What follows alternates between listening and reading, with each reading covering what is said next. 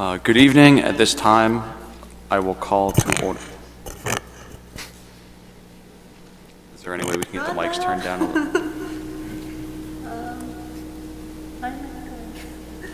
That's weird. Excuse me, before I call the meeting to order, I'm going to step back and talk to our AV person that way. Game effect.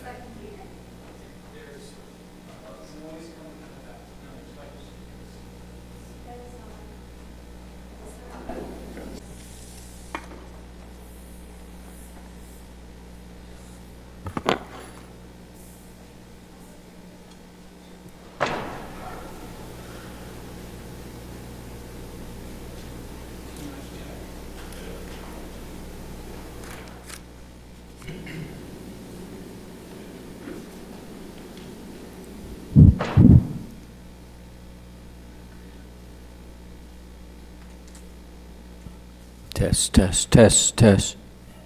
That better? That's better? Yeah. Sorry for the delay. At this time, 6:05, I will call the January 14th, 2020 meeting of the Auburn Planning Board to order. We will begin tonight with roll call, and we'll start on my left. John Engler. Dan Carroll. Evan Sear. Stephen Martelli. Matthew Duval. Before we go any further, you will note that we do not have a full contingency of the board right now. We had two members that stepped down due to outside commitments and two members that were elected to the city council. Quorum is 4 members. We have 5 members tonight. Because of our reduced number of counselors, or I should say planning board members, all affirmative votes will require at least 4 votes to be binding. Also, before we begin, Mr. Engler is currently an associate member of the board. Because of our being shorthanded tonight, he will be acting as a full member. That means that he will have full rights, not only in discussion, but also to make motions, second motion, and vote on motions. The first item on our agenda are the minutes for the December 3rd, 2019 special meeting and December 10th, 2019 meeting. And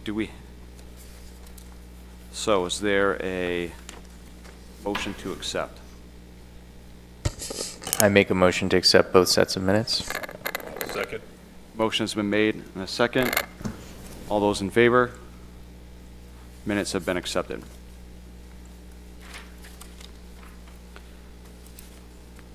The next item on our agenda tonight is a public hearing for a proposed 3 12-unit apartment building subdivision and associated parking, driveways, landscaping, utilities, and other site improvements located on North River Road, parcel ID number 271-101 in the Shoreland Zone and General Business Zoning Districts.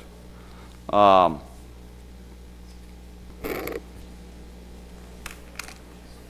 would like to put on public record that this reads as though this is a final approval. However, this is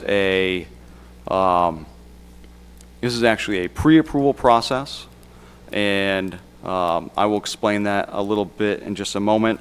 Before we can discuss this topic at all, however, we need to take it off of the table because this item was placed on the table at a previous meeting. So is there a motion to take this off the table? So moved. There's a motion. Is there a second? Second. There's a second. All those in favor? The item has now been taken off the table. A pre-approval is a non-binding approval that developers will sometimes seek from the planning board. It is a way for them to gauge the likelihood that a project might receive actual approval during a full formal approval process. So at the end of this hearing, regardless of whether or not the pre-approval is supported or not. That it does not mean that the project necessarily moves forward, and I say that just because there are a few members of the audience here. I think it's important that everyone understand the difference between the process for this item and, say, the process for the following items, which are not pre-approvals but are final approval. The way we run our public hearings is that we will have a brief, or I guess it doesn't have to be brief, but we will have a presentation by the staff. The planning board or members of the board may choose to ask questions of the staff. When we are done asking questions of the staff, we will ask the applicant or agent for the applicant to come forward, provide additional information. Members of the board may ask that individual or those individuals questions and clarifying questions. When the board is satisfied in speaking to the applicant or the agent for the applicant, we will open it up to a public input section. At that point, we will ask members of the public to come forward and speak to the topic. When the public input section of the hearing is closed, we will have deliberation amongst the board, and at that time, we will make our determinations. So, to that end, is staff ready to present their report? Yep. Like you said, the planning board began preliminary plan review of these proposed 36 units on North River Road in November and tabled the proposal while waiting for some more information to be submitted and addressed by the applicant. The staff report has a lot of information, so I think it's important to use this opportunity to summarize some of the highlights from the staff report and help answer any remaining questions the board has on other sections of the report. So the first section lists out the items the planning board based the tabling decision on in November. Those are listed as letters A through M. The second section, starting on page 10 of the staff report, are additional items that were listed in the November staff report that may not have been included in the tabling decision that we thought may be helpful for the planning board to take a look at now that the applicants addressed some of those. The third section are comments from department heads. We received those comments for the November meeting, and a lot of them, the department heads didn't update us to say, yes, we feel our comments have been addressed. So we're hoping to do that at the upcoming development review meeting next Wednesday. We can request updated comments from them, and I think that would be helpful for the board to have. And the last section that starts on page 14 are the ordinance requirements for reviewing subdivision projects, and then the staff recommendations for preliminary plan approval and some suggested conditions if you choose to approve the preliminary plan. So the first letter contains the most information, and it's about the recreation area and open space standards. So the subdivision ordinance has 12 sections, or parts as we refer to them in the staff report. And at the last meeting, the planning board wasn't in favor of the proposed boat launch as a way to meet the recreation and open space standards. So the applicant has come back with a proposed $34,000 fee in lieu, 1.43 acres of open space that's available on the lot, and they're also planning to construct and maintain 500 feet of private trail along the river. We actually, as staff, suggested that they calculate the fee in lieu based on the purchase price of the land. So you'll see that calculation breakdown in the staff report. We did meet with the Parks and Recreation Advisory Board a few times about this project, and we got their recommendation in favor of the fee, the open space, and the private trail last week. And as you know, the planning board has to solicit an opinion from the Parks and Rec Board and consider their recommendation in your decision. And they spent a lot of time deliberating last week and came up with 2 suggestions for how they think they could use the $34,000. They believe the suggestions would benefit the inhabitants of the subdivision as the ordinance requires, as well as other apartment and condo projects that are in the area. Their first priority that they identified would be to try and connect the 500 feet of private walking trail to other trails in the city, possibly using the Riverwalk. And they set a timeline of 2 years to try and acquire property and easements to be able to do that. And they understand the complexity of trying to make that connection. So if that isn't feasible in the 2 years that they set for themselves, then they would recommend using the funds to either improve the Chestnut Park on Union Street or create a new park. There is a vacant parcel here on Northern Ave, which really is almost right across the street from the project. And that land was actually given to the city as part of subdivision approval on Northern Avenue. And it really hasn't been utilized for anything. It's just a vacant parcel that the city owns. And it was given as part of a recreation and open space dedication. So that's definitely something that they could take advantage of for a recreation facility. There would be some improvements that they'd need for access, like parking, if they want to include parking. And but Eric and I walked it, and it seemed like a pretty good parcel to do some sort of recreation facility on. Another item the planning board wanted clarification on, away from the recreation standards, were the floodplain regulations. The ordinance requires a flood hazard development permit before construction or development begins within a special flood hazard area, which this parcel is located in. This permit was applied for and issued in May for fill that took place at the site. And since they brought in the fill, the buildings are essentially out of the regulated floodplain. But having said this, the applicant still has to apply for a letter of map revision based on fill through FEMA to officially remove the property from the floodplain. Another option that they could do would just be to apply for another flood hazard development permit through the city. And we listed those as suggested conditions in the staff report to make sure they're addressed before final plan. Another item that the planning board had questions on were the density calculations in relation to the lot size and the future land use map. As you know, the future land use map showed a portion of this parcel in the resource protection zone. And we were talking with the GIS consultant, and she recommended not interpreting, or she didn't recommend, she said not to interpret these lines on the future land use map as you would a zoning district, because they're designed to be vague enough that you don't have to look at them as an exact boundary line. In fact, some communities with their future land use maps will not even put a line there. They'll just leave a blank space in the middle so that it doesn't show one district or another. But having said this, we found out that this line actually follows the 2010 floodplain map. And based on that floodplain map, the lots are not located in the resource protection zone on the future land use map.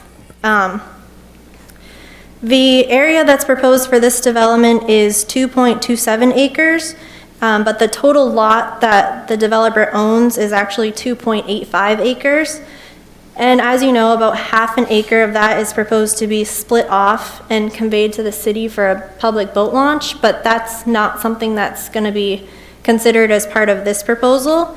And based on the zoning ordinance for the 2.27 acre parcel, they could have up to 38 units. And if they use the 2.85 acre parcel, they could have up to 48 units. And the ordinance has a standard that says any land that's conveyed for a public purpose shall not be deemed in violation of this ordinance. So technically, if they constructed the 48 units right now based on the 2.85 acre parcel and then split off that half acre in a few years to convey that parcel to the city for a public boat launch, those 48 units wouldn't be considered non-conforming on the lot, even though the lot size does not meet the zoning ordinance in terms of unit density. And we included a lengthy breakdown of the intent of the comp plan in the staff report. And I know this issue has come up for a few other projects as well. And the main issue is that rezoning was not accomplished after the comprehensive plan was developed in 2010. And the subdivision ordinance requires that proposed subdivisions be in conformance with the comprehensive plan and the provisions of all local ordinances and state laws, which creates a problem for the planning board in situations like this. Typically with our ordinance, we interpret the words shall as a requirement and the word should as a suggestion.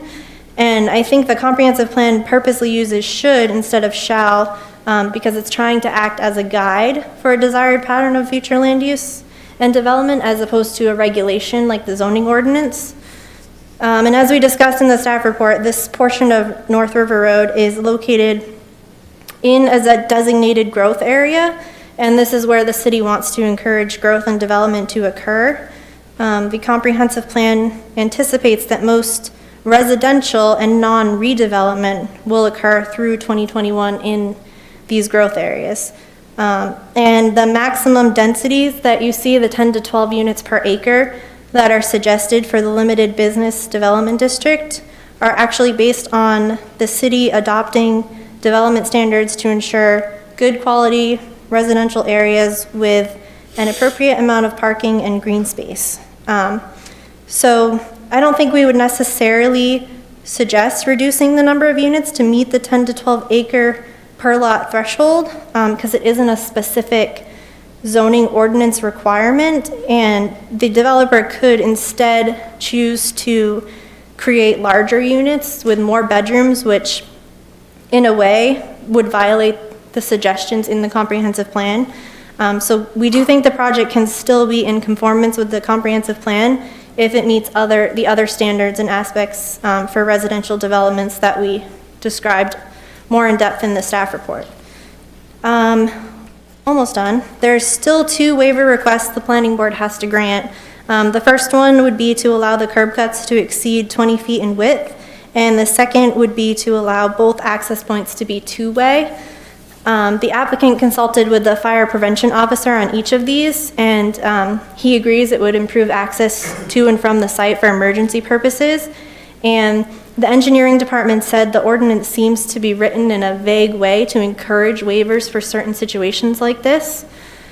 So as we discussed, when the planning board grants preliminary plan approval, you have to state the conditions of approval with respect to 1, the specific changes you'll require in the final plan, and 2, the character and extent of the required improvements for which waivers may have been requested. In this case, we have 2 waivers, and which in your opinion may be waived without jeopardy to the public health, safety, and general welfare.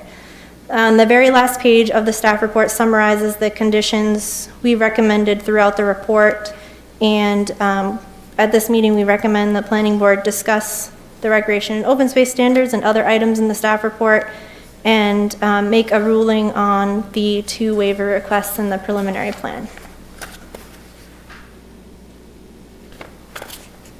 Questions for staff from the board? I have a question.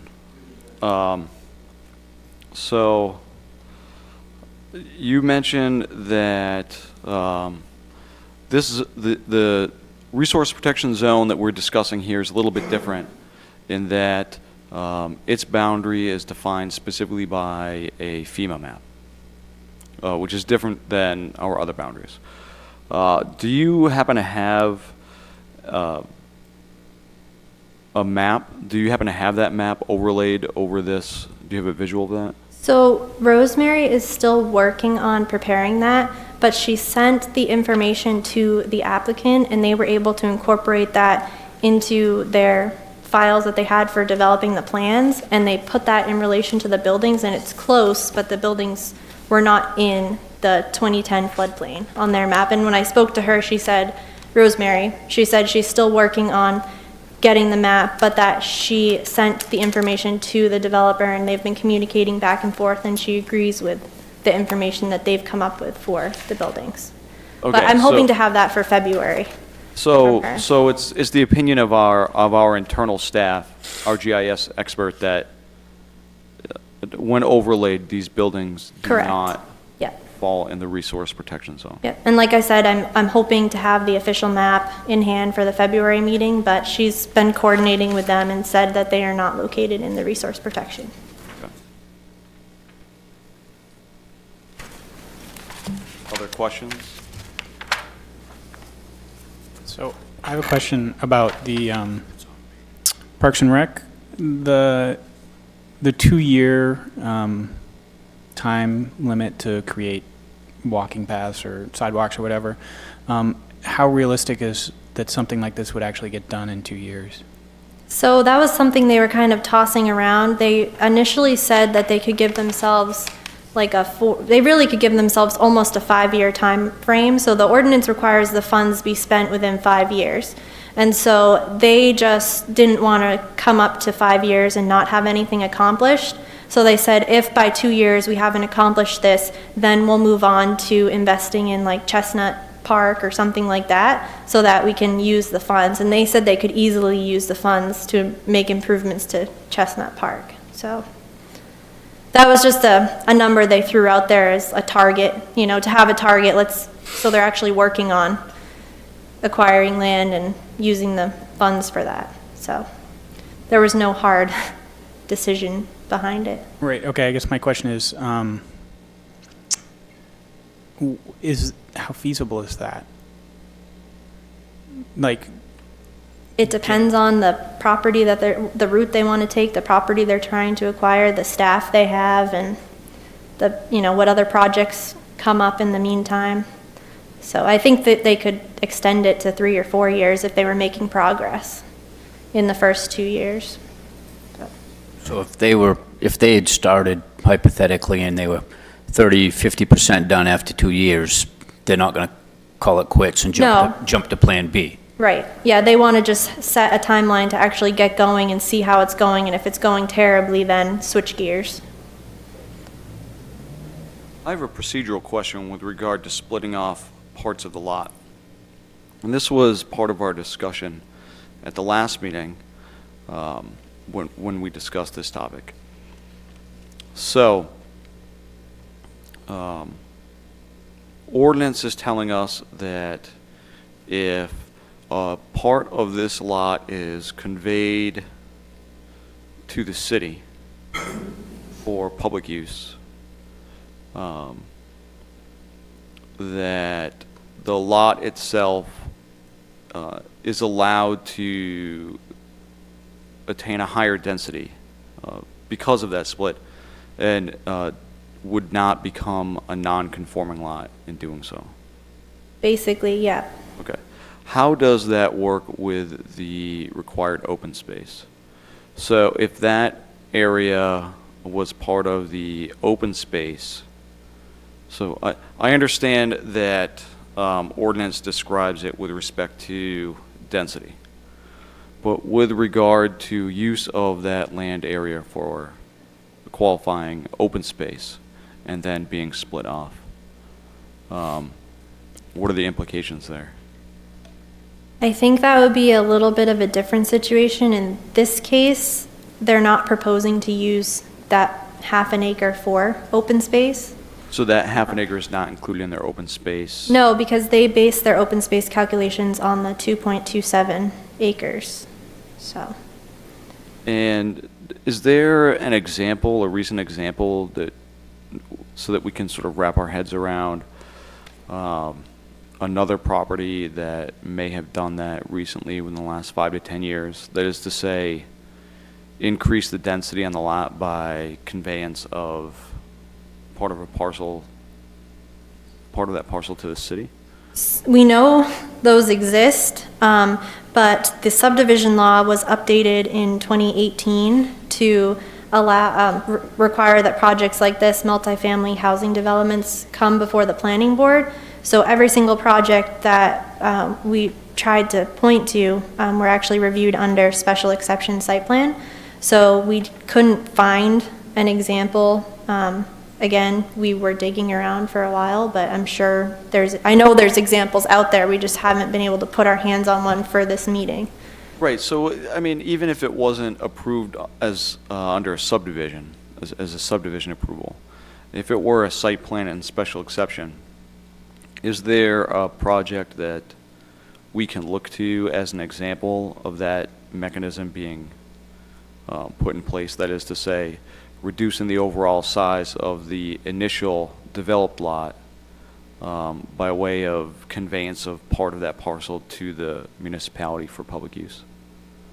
I know there's examples of them, we just couldn't put our hands on one. And I think the challenge is that we didn't apply the open space standard under the previous subdivision definition to this type of project. So they didn't have to provide for open space under the subdivision standard. Well, I Some of the guess I other- was thinking less about the subdivision, about the open space, just sort of so that we can understand this idea that density could increase without. So Megan explained the zoning ordinance provision. The only other example that I could give would be, and I can't give you the exact address, but in general, the properties along Main Street, all of them gave up land between, say, Ruper's and City Hall. All of them gave up land for the Riverwalk. They gave up, most of those properties extended to the river, and the city acquired pieces of those parcels in order to build the Riverwalk along the river. And Those doing lots, as they come in for, some of them have come in for adding units to those large, they were once large single-family homes, most of them. We look at the lot size when calculating the density in that particular zoning district. We look at the lot size as if they never gave up that land, under the provision that Megan explained. Okay. So we look back, see how much was transferred to the city, and we calculate their density over the lot size, including the land that the city now owns. And it's an effort to try to make land for public projects more affordable, because the property owners are not giving up something when they give land for a public project. They're able to utilize that density in the future. Okay, so so this is not necessarily uncharted territory. There are clear examples of this mechanism. It just wasn't multifamilies, because the change in 2018 has changed our interpretation of what projects are required to meet the open space standard, which is something we want to address with the planning board and council, because 186 Main Street, as an example, that the city's trying to sell for mixed-use housing and commercial, would have to pay a $480,000 recreation fee for 18 units, and the numbers are already very tight without that extra expense.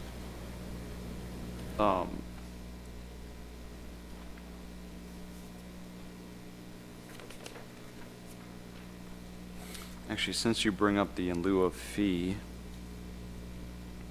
the applicant is proposing $34,000.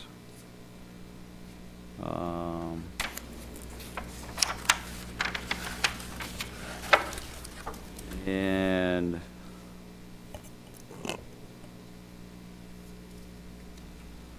I just saw it. What was how were the staff's number differed slightly? Am I correct in that? Yeah, so the actual amount was like 33,212. They rounded up to 34,000.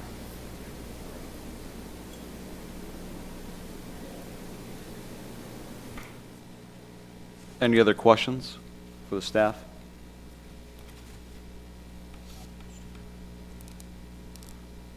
At this time, we'd ask the applicant or agent for the applicant to come forward. These meetings are recorded, so please state your name and the capacity in which you're here clearly into the mic. Please provide any information you think would be clarifying and helpful for the board. Hi, good evening. Thank you for the opportunity to present. I'm Jim Corbin with Survey Works Incorporated, and I'm here with Tom Perkins of Deerville Architectural, as well as the applicant, Tim Millett of West Shore Landing, LLC. Megan, thank you for summarizing your report. I just want to piggyback on that with some of my own comments.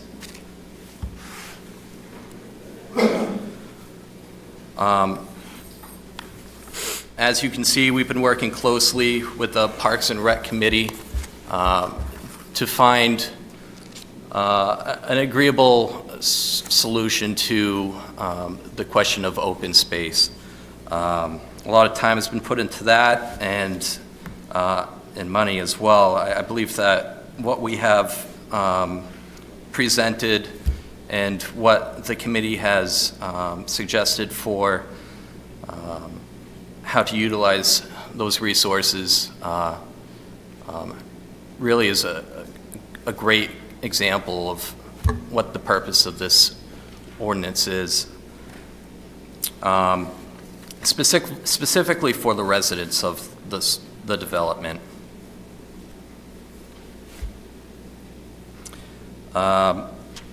It really makes sure that I give you the opportunity to ask any questions with regards to that before I jump into any other aspects of the project.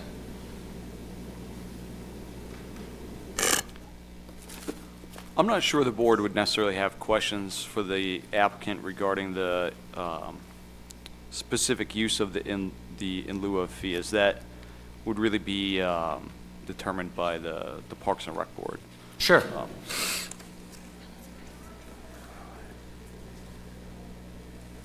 Getting into more of the technical aspects of the project, all stormwater, the board at the last meeting had questions about the stormwater report. At that time, we had an incomplete application, an incomplete report.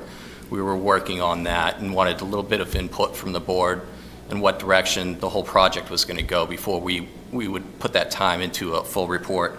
Since then, we have acquired a full stormwater report from our engineers for the project.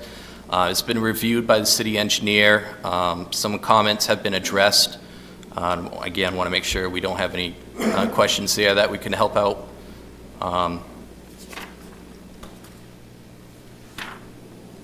Another question the board had previously was with regards to the floodplain and the floodway on the existing lot and how that would look with the proposed development. I'd like to guide you to section 3, Megan, if we could, where we have some exhibits. There was a question earlier as well that this section will help address. Our existing condition survey and sketch plan provided to everyone in our last application and submitted on October 3rd delineates the existing 100-year floodplain. I have in this set of exhibits our existing conditions that has also been updated since previous meeting. I believe if we scroll down a little bit more, we'll get to that. Sorry, computer's slow. That's all right. Next sheet will actually have some highlighted area.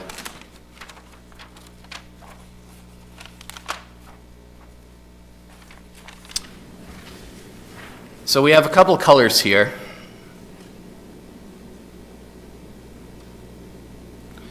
And the yellowish orange is the existing floodplain on the site based on the revised FEMA maps that are current.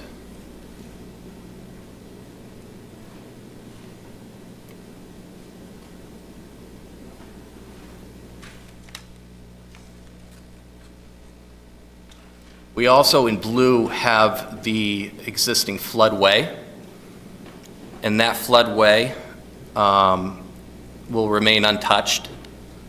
Most of it's within the 25-foot setback from the high water mark of the, really we're using a setback of 25 feet from the top of the bank for all development. And then we have the existing tree line shown as well on the top, the previous tree line.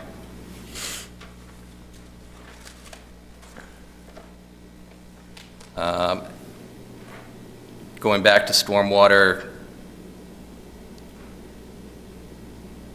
the question of all structures being within the floodplain. The existing floodplain's at an elevation of 176.8.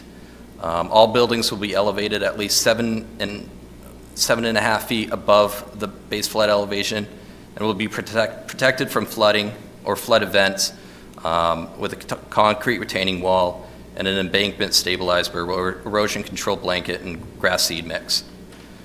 No permits are required from FEMA at this time, but will be required prior to the issuance of a building permit.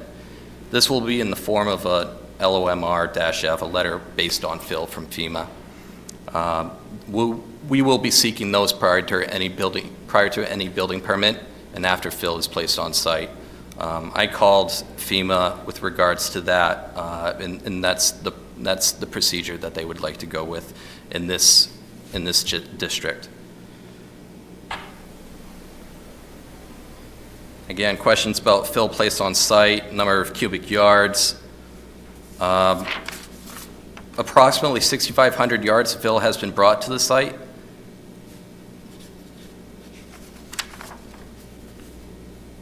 And I don't know if we have a number yet of what will be brought in after development, but we can get that to you as well. There was also some questions about the landscape prior to the fill that has been brought out there. In our initial application, a description of the pre-fill landscape was provided.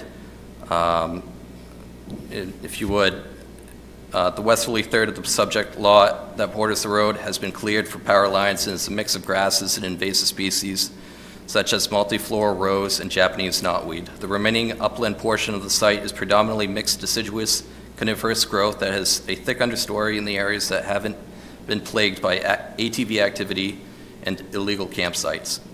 The 75-foot setback from the protected natural resources transects this area. Soils in the upland portion of the site are a mix of fill material and ablation till.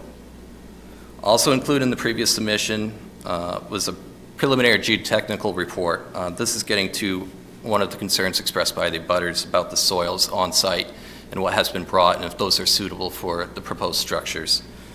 The geotechnical report speaks to those, and the overall report in general, the soils encountered at the site are relatively dense and stable. Some minor settlement will likely occur during the fill placement at the site, but will happen immediately and before the foundations of the buildings are constructed. Based on the size usage of the proposed buildings, we anticipate the imported fill and native soils will be able to support the new buildings using conventional spread footings. And we've seen the updated existing conditions plan. If we could get to site photos, Megan, do you think those will work well?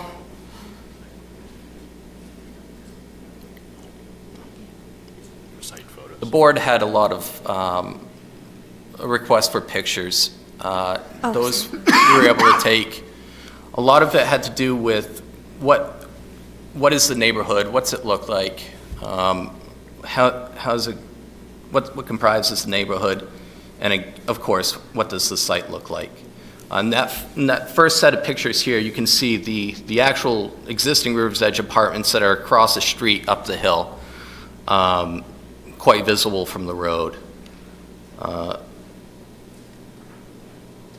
The abutter to the south in this picture here is a automotive refrigeration repair company. It's a commercial use. Here's the southerly lot line looking down towards the river. The fill placed on the site, the top end, top southerly end. Looking down North River Road to the north. Again, River's Edge Apartments across the street. More of the central part of the site looking south. And this is the top of the site. This is pretty much at elevation of the building, the proposed buildings, and the view that they'll have of the water.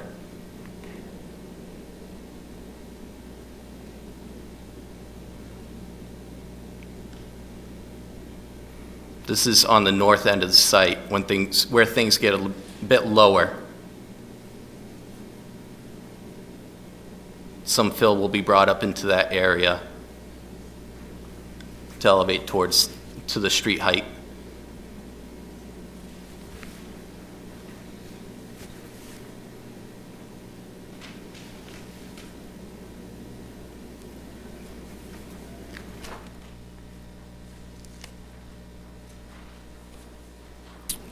There was a request, Evan, I believe you asked if there is a plan showing the proposed future zone laid over with the 2013 FEMA flood map and the proposed buildings.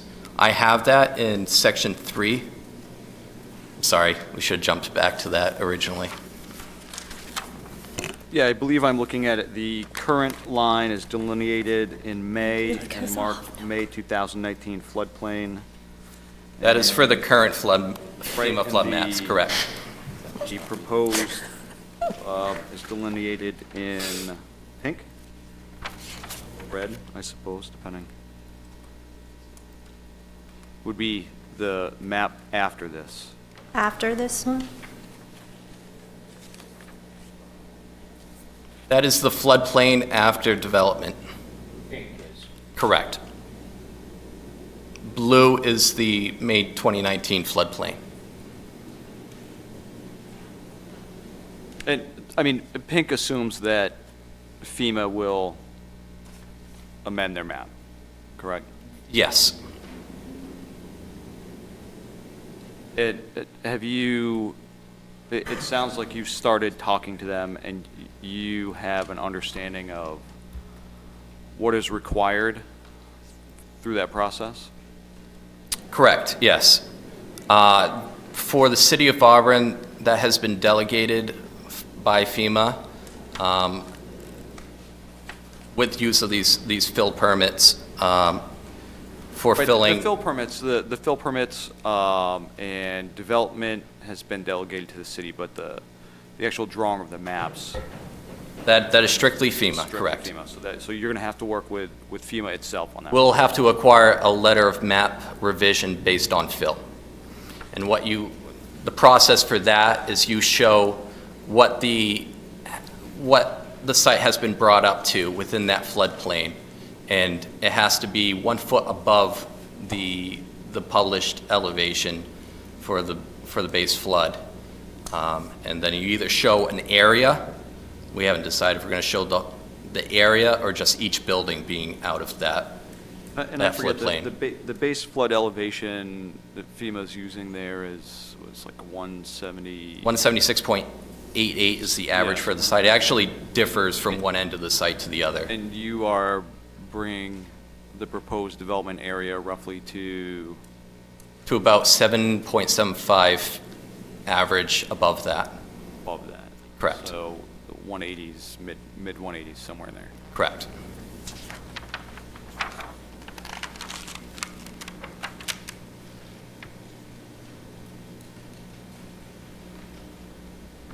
Is there anything else that you'd like to add at this time, or? Only if the board has some questions. Are there questions from members of the board for the agent of the applicant?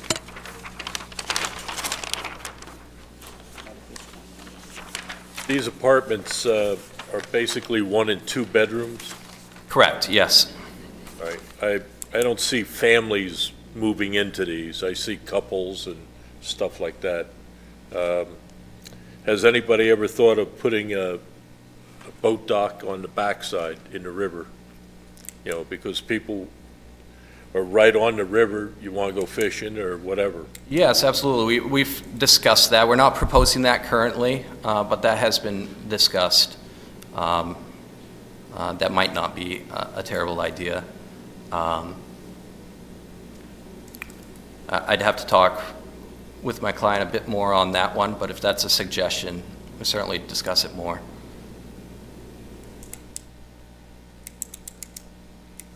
Other questions? Thank you very much. Thank you. At this time, I would seek a motion to open the public input section of the hearing. Make the motion? Motion's been made. Is there a second? Second. Second. All those in favor?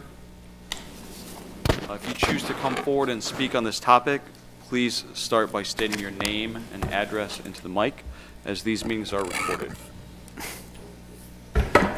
Hi, my name is Larry Morissette. I want to thank you for letting me put in a comment. I need to say that I find that our resources and our land is being sold to non-corporate people taking over our country from within through sales of unjust sales. How could that be? Goes back to 1889 and the international constitution that was adopted from the U.S. Constitution of 1776, and of course the war that we had at that time.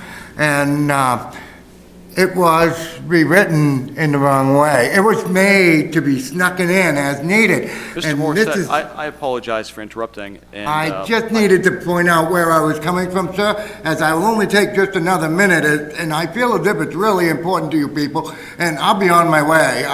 I ain't got no land, and I ain't worried about no land, okay? I'm trying to point something out to you people, that the Constitution had been turned back, and it says that all the sales that were done on land in America, Maine and America, are void, null, voided, without counsel. However, I got counsel, okay? I had a parliamentary lawyer change it back. 13-9, the Patriots won, the true Patriots, okay? So what I'm going to go ahead and leave you people with is how you're going to figure out, how you're going to explain to these people in 1939 that bought this land, and now their talks are all void, and your deals are no good, and there's a lot of charges going on this. And you know what the worst part is? There's no refund because it was all a big crime, a big coup conspiracy to overthrow our country. That's a very sad, sick thing, but that's what the reality is. And the new Constitution says that nothing can be tried, nothing can be done, no law, rule, judgment, adoption, money can be granted until the crimes of the heretical alphabet laws and the heretical law of new. Heretical law in the Constitution of new have been trials of the crimes of the grotesque crimes of the 11th amended rule adoption laws, and then you see what I'm saying? So you people have a great night, and hope you have a happy new year, and hey, that's the facts. You have a great night. Thank you, you too. Is there anyone else from the public that would like to speak on this topic? Please come forward, begin by stating your name and address. Hi, my name is Sarah Raymond. I live at 200 North River Road. I've got quite a few things I kind of want to say, so I'm sorry, and bear with me. They are pertinent, though. So first off, I'm gonna kind of read through, because last time I tried this, I got really scattered. So the houses that I live in has been my family for almost 6 years, so I've lived here for a long time. So this road is sort of near and dear to me, and what happens on this road is near and dear to me. I've seen lots of changes over the years, but nothing as destructive as what they're doing to this area. I've talked with neighbors, and although they could not make it today, they are also concerned about this project because it impacts our road. So what I have is a list of sort of questions, statements about the plan. I apologize in advance if I offend anyone. It's not my intention, but I'm a little heated about it for the most part. So first, why does it sound like they're planning on bribing you with $34,000 in order to sort of get rid of that green space that is needed? I didn't realize that was something that happened. I could maybe get $34,000 and offer it up to the city to not have them build there. I don't know. I noticed a lot of land, a talk about the land off Northern Ave, that 10 acres being used as green space as to sort of make up for that. But I don't know how residents are supposed to access that 10 acres. The right-of-way goes between two private properties. It is not an area that looks like someone could walk through and access. There happens to be a big ditch there, and then a lovely mass of trees which blocks exactly where the right-of-way is. I'm sure the current property owners would not appreciate strangers walking through. I used to be able to get to that 10 acres when I was a child. I walked through there, picked raspberries. It's not possible now because all that housing closes it off. So to say it is accessible, it's not really accessible to the public. Not only that, and so as I go through, these are the things that I noticed on the agenda that was posted or the plan or whatever. Staff report? Yes, and so the letter that was talked about that piece of land was dated from 1996. I find that kind of interesting, seeing as that was 24 years ago and that area has changed a lot. Number 3, I'm confused as to where that 500 feet of private trail will be, just because they said that they're not going to remove any more. No further vegetation is proposed to be removed on the site. This is according to the plan. Yeah, in order to do a trail, you're going to have to move more vegetation. Also, when reading Part E, it sounds like 3 pieces are being offered in lieu of the green space. So you've got the 62,000 square feet of green space, 34,000 in lieu of, and 500 feet of private riverfront trail. Isn't that 500 really just part of the property already? So what are they giving them? Nothing extra, just what's already there. So let's see, there's a lot of talk about walking trails and connecting them with that $34,000. I don't know if any of you walk down the river, but there is no room, right? And they could have maybe made room when they rebuilt the road, but they didn't. It follows directly along the river. So to think of the fact that there's going to come up with a plan in 2 years to actually put walking trails connecting, it's not possible. Not unless they move the road again. And you just invested a lot of money in that road, so I doubt that. All right, because there is no land. All right, so let me see, next.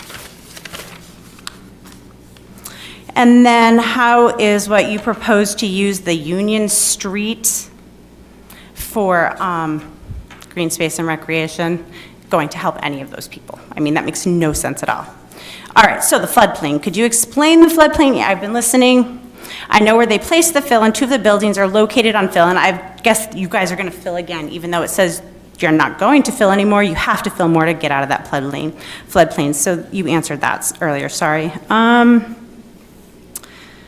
Let's see. Questions about the validity of the report. Sorry.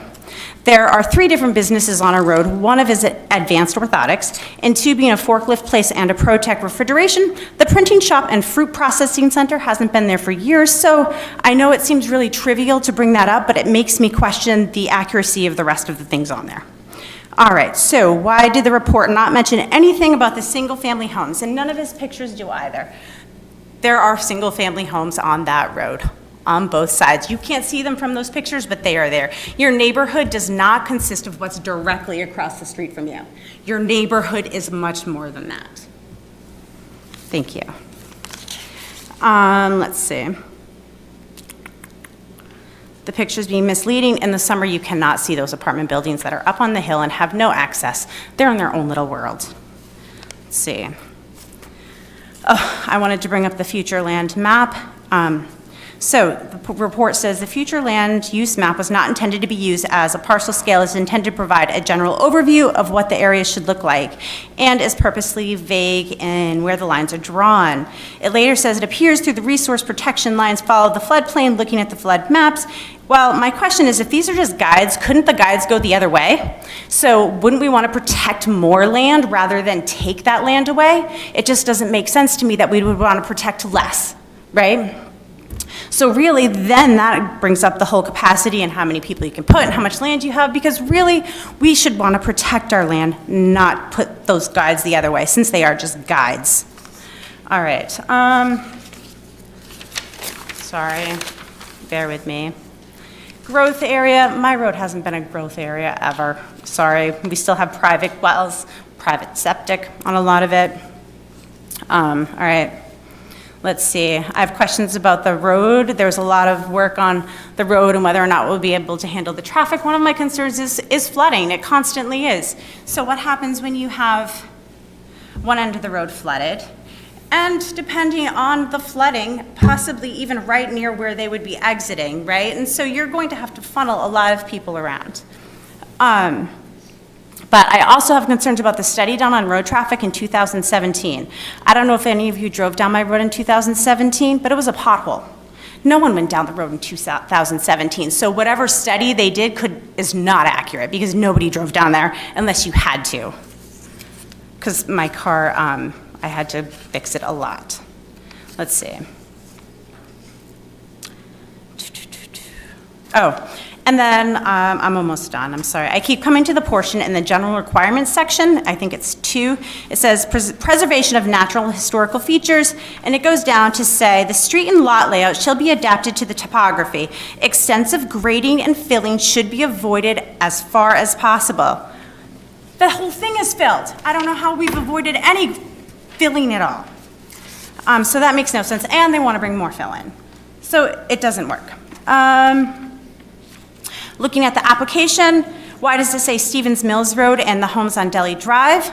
This to me shows how little they really care about the area. It is just another project, another diamond, another way to make money. They have no real concern for the area or the residents that would be living there or the residents that live in the area. Let me see. Okay, and then I go back to you've talked about the capacity and density, but in the zoning,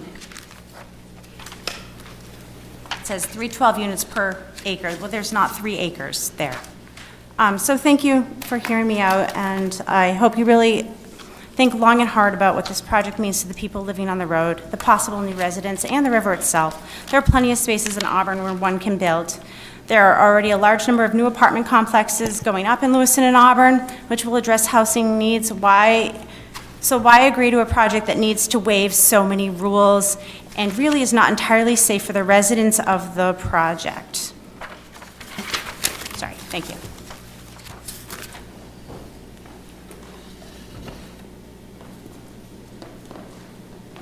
Thank you very much. Is there anyone else from the public that would like to come forward and speak on this topic?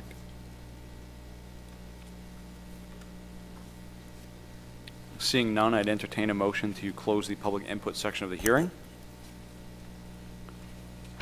Motion? Motion's been made. Is there a second? Second. Seconded. All those in favor?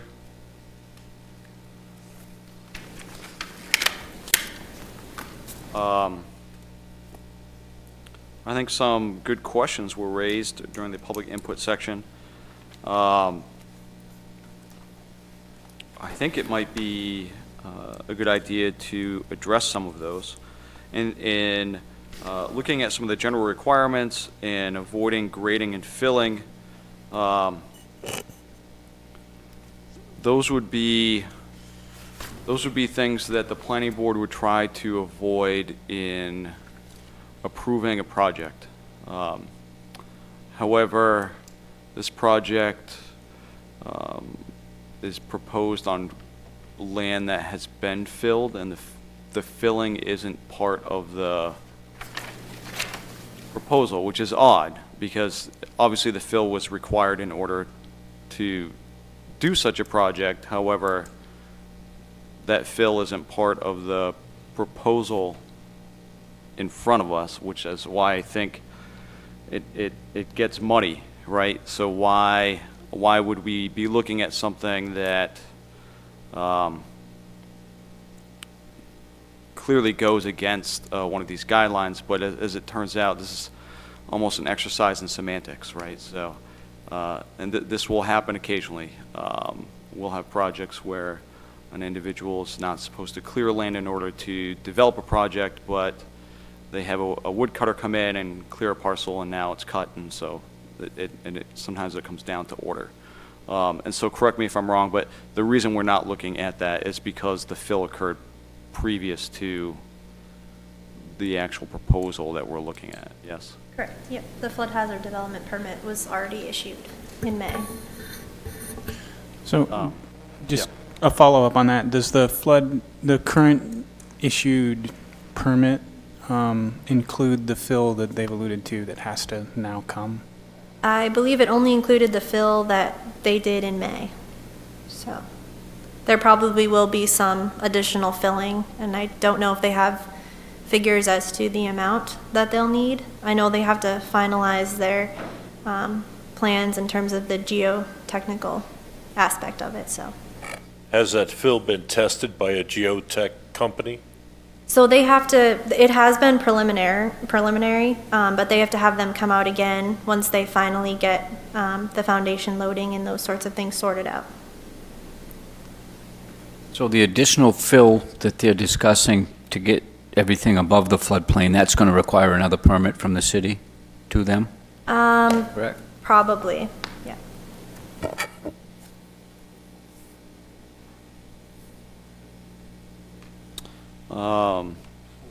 There were many points raised. I think one that's worth discussing because it also came up last time is the concept of the character of a neighborhood. And it was mentioned that there are several single-family homes around the proposed development that didn't make it into the pictures that we viewed, that we were able to view. And one of the determinations that the planning board is required to make is that these proposed projects will not change the character of the neighborhood. However, how character is defined is quite vague. And so the planning board will need to keep that in mind. Do we assess the character of the neighborhood to be its current topography, the current uses, the current buildings that are on site? Does the planning board broaden its scope to say that the character of the neighborhood is really defined by the zone that the project lies in? And those are two very different things. The area is relative. I mean, it's moderately developed, but being in the general business zone, the permitted uses are quite varied and relatively intense, and so the planning board will need to make that determination. I bring that up only because that was discussed at the last meeting. That was a question that was brought up by a community member tonight. With regard to the floodplain, I do think it's important that everyone understand that. The initial discussion described the resource protection zone boundary as a general guide. And I wish that that had not made it into any of the documentation, because it is one of the only future land use boundaries that is not a general guide and is tied specifically to FEMA map. So it's probably the only future land use boundary that we could go out and survey, tomorrow. It's quite well delineated. So it will be important for us to understand whether or not the project lies in the floodplain or out of the floodplain, because the language in the future land use description ties that boundary specifically to the FEMA floodplain. So if the FEMA floodplain map changes, that boundary changes automatically. Right, so it's really the only zone that does that. The fee in lieu of is something that's come up in the past, and I think maybe it would be a good idea for staff to explain why we have a fee in lieu of. Also, I think is important, we refer to it as recreational open space. And this concept came up when we were talking about the Summer Street rehabilitation of the nursing home. And if staff could explain why ask for recreational open space, and also why calling it recreational open space is somewhat of a misnomer. It's not false, but it doesn't capture the entire truth of why we want that green space. There are other reasons why we want that green space. So can staff sort of just explain to everyone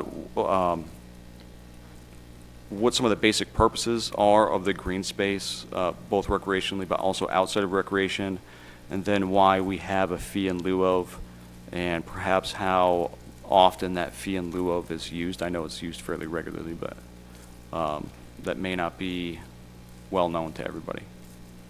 Yeah, so the subdivision ordinance requires recreation and open space. It's typically for more rural type projects where they have a lot of space to be able to have a portion of the parcel be dedicated as a recreation open space facility on the site. Usually projects like this, like we mentioned, are reviewed as special exception site plan. So those subdivision standards for recreation and open space wouldn't be applied to this type of project. And like Eric mentioned, there's some projects in the downtown that if they propose something like this or even less units than this, they'd have to pay a pretty hefty fee to be able to meet the recreation and open space requirements. So the ordinance does allow, if a project doesn't have the space on the site, to either dedicate land somewhere else or to pay a fee in lieu that basically would cover the cost of the open space that they can't provide on the site. So that's where we came up with the $34,000. They are providing 1.43 acres, I think it is, of open space on the site. It's not what you would see for a recreation facility. It's in between the buildings. It's down by the river, so it's not a big 1.43 acres of open space, but they are meeting the 50% open space requirement that the ordinance requires. But they don't have the land area to meet the 4 acres that the ordinance would require them to provide on site to meet those subdivision requirements that are really geared towards those rural type of subdivision projects that have the land to be able to set aside for recreation and open space. I think that's somewhat confusing to people, that it both meets and does not meet. So can you clarify that a little bit? That they have 50%? So so there's 2 standards here that we're looking at. I think it's important that everyone understand that. So the zoning ordinance for the general business district for residential type of projects reverts back to the multifamily suburban, which is this area across the street that has a lot of residential uses. And the multifamily suburban district requires that you have 50% open space on your lot. So there's that standard that they have to meet just because they're in the general business zoning district that reverts back.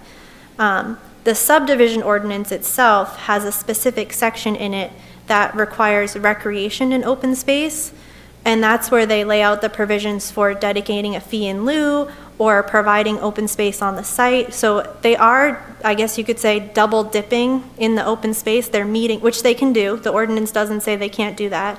So they're meeting their 50% open space by having that area on the site, and then they're also going to propose the fee to make up the rest of the space that they need. And if I could just add to we haven't typically applied this open space standard to multifamily housing developments, because the way that subdivision law was written, the way that our local ordinance is written, it says our definition of a subdivision is what the state law says it is.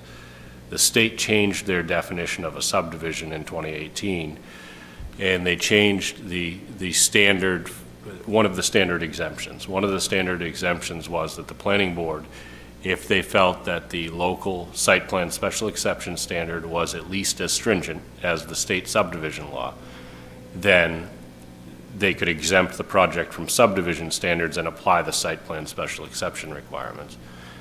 That changed in 2018, ironically in a way that was supposed to make it easier for communities to apply site plan special exception where they have that ordinance in place. Portland pushed for it, Merida pushed for it, and they changed it so that you had to, if a building is being constructed or being rehabbed with multiple units in it, and we have a site plan special exception standard that says, that has standards that meet the subdivision requirement, then it's exempt from subdivision review, and we can apply our site plan special exception standards. We still can. But in the text of that section, it says that buildings will be exempt. In the text of it, it says when we're applying it, a building, singular, is exempt. The opinion that we got from Maine Municipal, which is always a very conservative opinion from that group, they said that they weren't firmly convinced that this is the only way it could be interpreted, but neither could they justify an opposite conclusion, was how they couched their opinion. That 36 units in a single building, clearly exempt. 36 units in 2 buildings, it's questionable whether or not it's exempt. Other communities are applying the exemption to multiple buildings, but our current legal opinion says if it's more than 1 building, that it's not exempt, which creates our challenge with the open space standard, because it applies the open space standard to it if it is a subdivision. And if we want to encourage downtown urban housing and the use of public open spaces, it's going to be counter to that objective, especially in the urban core where the land value per acre is so high that, you're talking almost $500,000 for 18 units in the core of the downtown. It clearly doesn't cost the city $500,000 on Main Street and $34,000 to provide recreational opportunity on North River Road. We can't justify the $500,000 fee in the urban core of the city, especially if we want to promote residential development. So I think the planning board has some latitude even in applying that standard. The numbers work because the land values on North River Road are lower than they are on Main Street. The developers agreed to pay a fee to accomplish that, and staff believes that that's an adequate way to meet the open space standard, but we also think that going forward we need to have a discussion about whether or not this is going to apply to future developments. Thank you for the explanation. Is there anything that any of the members of the board would like to add with regard specifically to the public comment that was made? Yeah, good. With the recreation recommendation, building another park, I can't see that. Taking the 34,000 and improving a park, I can see that. We got enough parks that are in disrepair as it is today, and 34,000 would bring those up to standard. To build a new park, I can't see that. I would also tie this in with a sidewalk, heading out to Center Street so people could get out there safely. Other than that, I don't see any problem with it.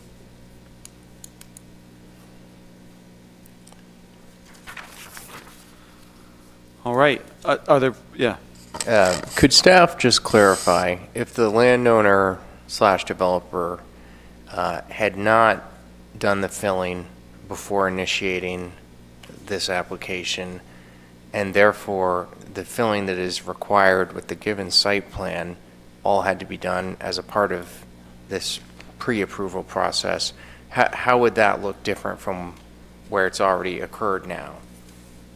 They'd still have to apply for the flood hazard development permit, and those are reviewed by staff. So it would be the same review process on that end, but of course the standards for filling the planning board would have to look into. Yeah, at that point, we would have to determine whether or not we feel it's excessive or. Right. And they could apply for a flood hazard development permit for the construction of the structures and not have changed the grading on the site, but actually built the structures in the floodplain, which would not really be preferred over changing the contours. But they would have had a hefty insurance bill to build the structures if they remained in the floodplain. So Megan, what you're just saying then, more or less by filling it prior, they really hadn't circumvented a permit or anything like that? No, it still gonna- would have been the same permit, and staff still would have had to review it. Okay, that's, thank you. But if it's, so just given that general comment, the preservation and of natural and historic features, if there hadn't been fill, I might think about it differently. This halfway situation is a little challenging for me. It is. And it's something that we ran into in South Auburn with a fairly sizable neighborhood subdivision as well. And it wasn't fill, in that case it was trees, but it creates issues. I have a further question for staff. Staff is sort of maintaining that if the applicant got a flood hazard development permit, that would be enough. But they would still be inside the resource protection zone if they did that. And isn't building prohibited in that zone? So as I'm reading this, my understanding is that the only way to move forward is to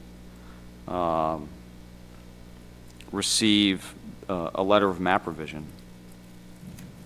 So they're actually not in the resource protection shoreland zone. They're in the general development shoreland zone. No, but for the future land use Okay. map, right? The future land use map has a resource protection zone. And so, because we are reviewing this, we are not allowed to permit something in a future land use designated area that does not match the criteria for that area. Does this make sense? Yeah. I think we can show that map. The Yeah. buildings are not located in the resource protection zone, even under the comprehensive plan.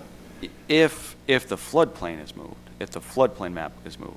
No. It- Sorry. If the floodplain remains as it was when those maps were adopted, which was 2010, the buildings are not in the resource protection portion of the property.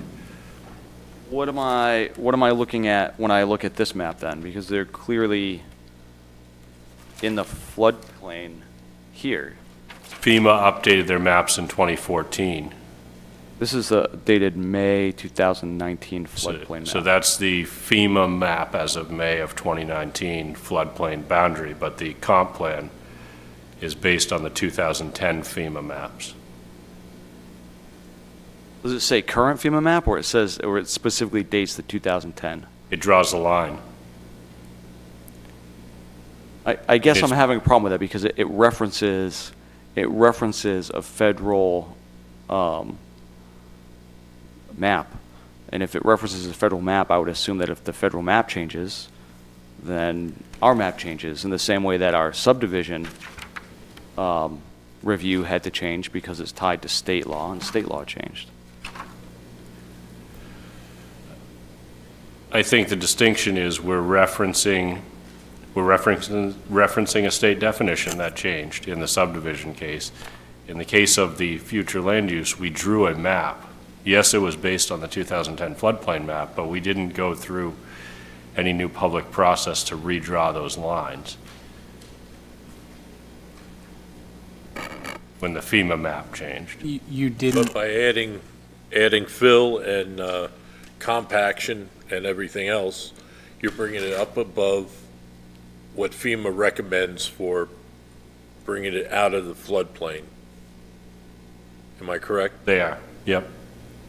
I guess this is a sticking point for me. The comp plan reads, this includes undeveloped 100-year floodplains adjacent to the rivers and significant streams.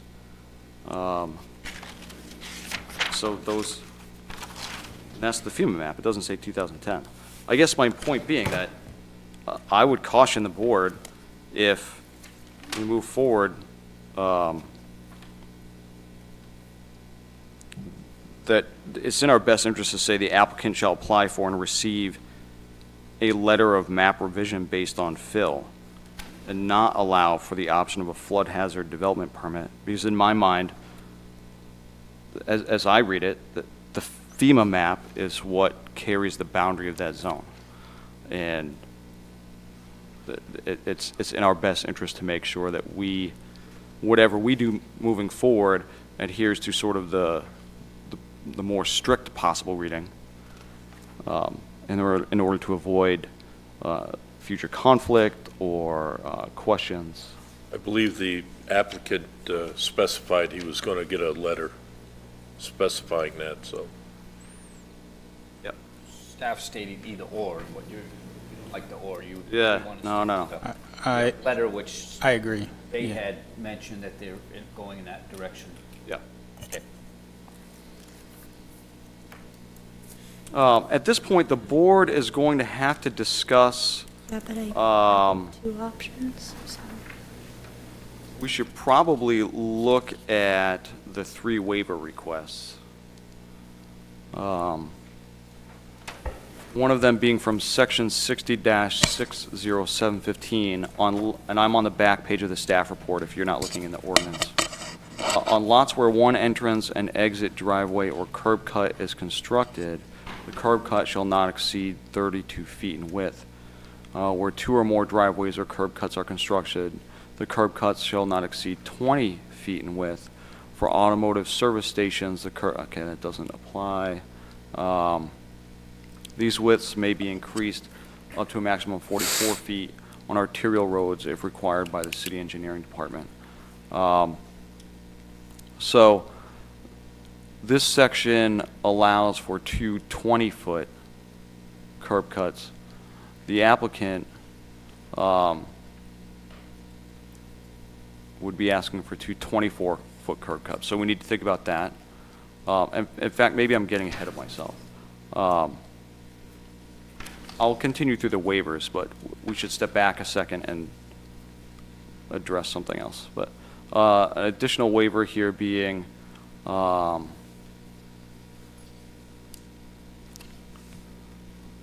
medium or high volume traffic generator shall have more than 1 two-way access or 2 one-way accesses in total. And they're looking for a requirement to allow for 2 two-way access onto the single roadway. But I guess before we get to waivers, we really need to talk about, because this is a preliminary approval, and it has been my experience that preliminary approvals are generally approved by the board. However, number 1, under the staff recommendations, specific changes which it will require in the final plan is really what we need to discuss. So we need to let the applicant know if they're going to come back to us with a final plan, what are the things that we need to see changed and addressed here. Keeping in mind that they're asking for waivers as well. So if the waivers come into something that we want to see changed, that's fair game too. But I think that's where we need to have our discussion first. What are the things that are people okay with it as is? Are there things that people want to see changed?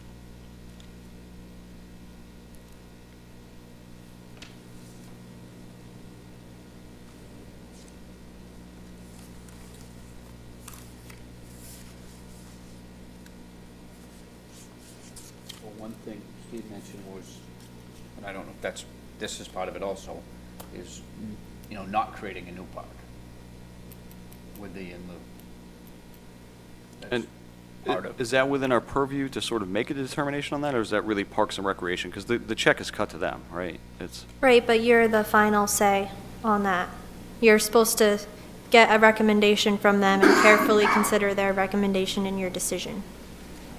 for the amount of the in lieu of fee or for the purpose of the in lieu of fee? Both. Both.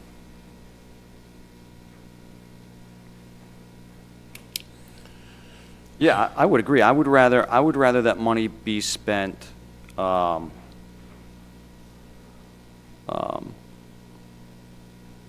instead of building additional infrastructure that we already having a hard time keeping up on the infrastructure we have. Either further maintaining the infrastructure we have, or if we're going to build additional infrastructure, I would be much more in favor of creating safe pedestrian rights-of-way along this roadway for current residents and possible new residents. It's not like a road that you can just easily walk down. Yeah, you know? Have that ability, though? I strongly favor that. I mean, we need non-motorized transportation infrastructure. Like, you're going to put, I don't know how many people out there, as Steve was saying earlier, they're going to need to walk. But am I correct assuming Parks and Rec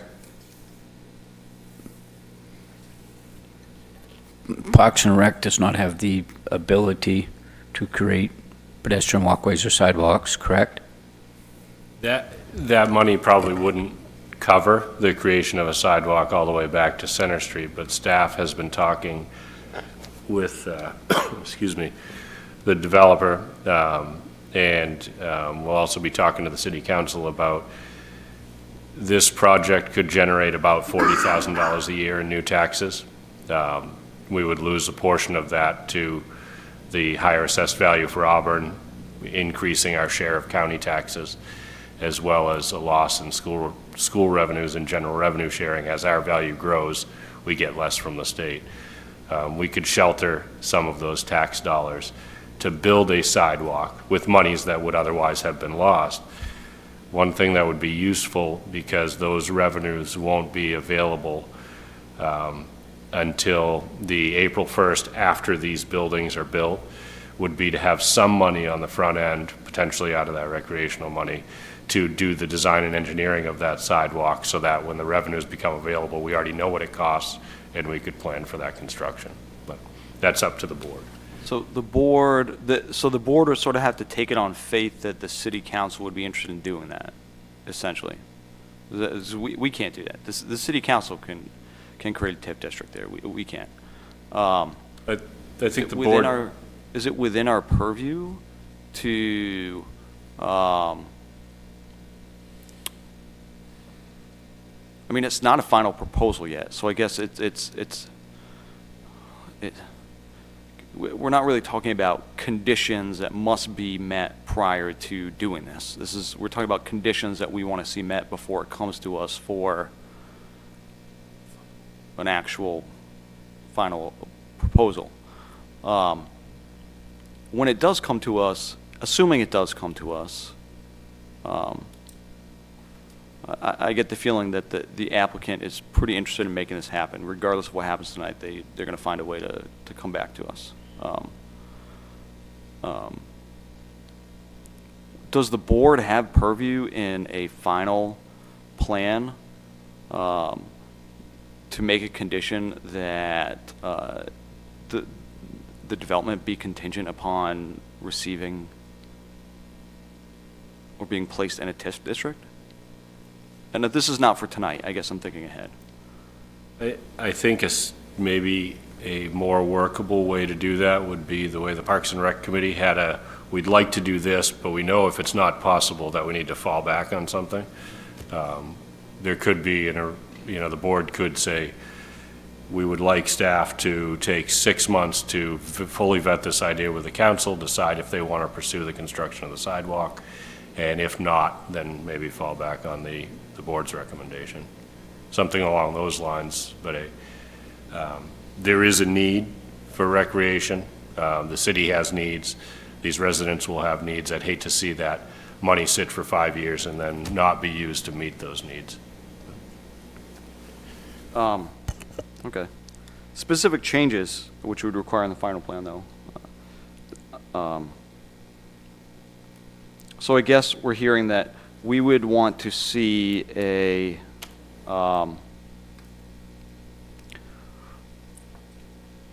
we would like to see a different proposal for the use of the in lieu of funds. Yes? Is this what I'm hearing? Yeah. And that it be specific to... Yeah, I don't know that it's necessarily different if, as Eric was saying, the in lieu of funds were used for engineering and design of, so that to me doesn't sound like a different Okay, I see what you're saying. use, Yeah. but I think we might just be expanding on option A a little bit and saying, let's actually try and make it so that's executable rather than saying, we'll try. Does that make sense? No, it does make sense. Yeah. And I think if this were to come back to us, it might be better to take it up at that time anyway. 'Cause Yeah, agreed. Give us more time to sort of vet that idea. Yep. And less than half of those proposed funds would accomplish that design and engineering. So it's not, we wouldn't need the whole $34,000 to design and estimate the construction for that sidewalk. 10 to 15,000 is what we got as a rough estimate.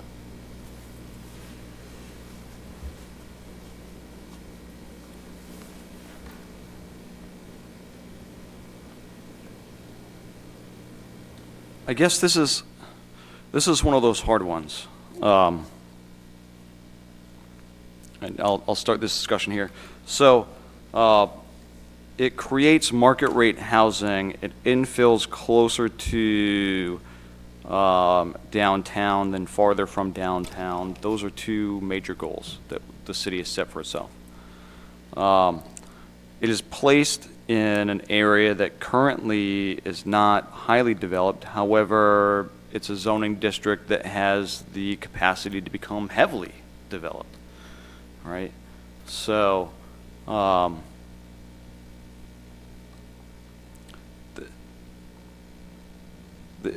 this is one of those projects that it reminds me somewhat of the housing that went up next to Fairview, except that the housing that went up to Fairview was subsidized, and this is proposed to be market rate. And in the board's discussion at that time, we were listening to neighbors, and they were really expressing concerns that they were worried about the residential nature of their neighborhood. And Bob Boyer, who was a member at the time and who was a former planner in Massachusetts and had a great deal of wealth, sort of just dropped this bomb on the board and said, well, it could be a pharmacy instead, and it wouldn't have to come in front of us, you know, and sort of like, wait a second, you know, like what can go there instead of this? And so, as we move forward, I'm just saying, I know that this represents a tough situation, but it's also important for us to really think about, I mean, the fill's been done, the grading's been done. The proposal is being proposed as though it's the final fill is already done. So the assumption would be that that's done. If this doesn't get approved, really, you know, it could be any manner of things that go in without needing any. Right. This definitely could be the lesser of evils, if you want to use that term, to what the developer could put there. If this doesn't fly, something's going there. I think we all can see that. This is needed, it's what we're asking for, but it definitely could be something else that wouldn't even have to come here, like Evan said. As Mr. Duval pointed out, it's tough because the fill is in. It's not part of the proposal, so it's not even on our... Well, it's partially in. It's worse than it being in, right? It's partially in, which means that that preservation thing, is that active now? Like, is that in play? Because they have to do additional fill in order to get where they need to be to make it buildable. Right, so the way Right. this is being proposed is, this is a pre-approval for a possible future development that would be developed assuming that grade is met, right? Like that they're at the correct grade. So Right. we could say, this will never happen. We would never approve this, and the developer would still, you know, take their permit and fill because it's not part of the, Well, they'd have to get another permit to fill more. right, That's they my have to get another understanding. permit to fill Yeah. more, but the likelihood that they would get that permit is, I would think, high. You know, so it's sort of a, it's a quandary that's brought up. Unfortunately, it's not a quandary that's part of the proposal. You know? Right.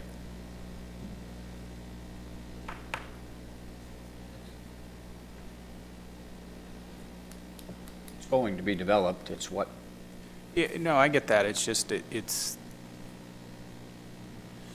in order for it to be developed, you have to fill. But the fill is not part of the proposal. Is, like, it's a process problem that's not related to, So, to eliminate that moral hazard in this situation, then the permit to fill would have need to have not been granted in the first place. Correct, but now it's been granted, so, And just like in Mr. Sears' other example that he raised about a subdivision that I don't have personal familiarity with, I don't think, and a large clearing was done of land that had been forested. Well, in order to prevent the moral hazard, then there needs to be regulation or ordinance that prohibits the removal of that forest in the first place. yeah. And So if it was legal for them to fill there and they followed what was protocol, then I don't see what issue, I don't see. I guess I agree with you. I just don't like it. Right. There's got to be a geotesting paper certifying that it meets compaction, so there's no problem with that. It's going to be up above the FEMA flood stage, no problem with that. So, I think we've just highlighted for me a problem That could happen. in the overall process of permitting and planning board approval. Yeah. That, I don't know that we can do anything about it at this moment, but In this example, when they got their initial permit to fill, then it's not, does staff ask the question, or do they have to answer the question, why are you filling this? What's your next step? I mean, we talked, I don't think you were here at the beginning of that process, but we had talked about all of the potential uses in the general business zoning district. We talked about that on another site that they own at the same time, on the same road. And I can certainly understand where, the filling's so recent, it's still in progress essentially. They're not actively working it, but there's still stockpiles on the site. Why that's frustrating, as now you're being asked to review the project. But I don't know that we couldn't tell them, no, we're not issuing this fill permit. You've met all the standards, but we can't issue it because you might do something that's going to trigger Right. So that, higher level review. It is hard when it's all happening Right. sequentially, though. technically, they did nothing wrong. They met all the standards for filling, and they've proceeded under that permit.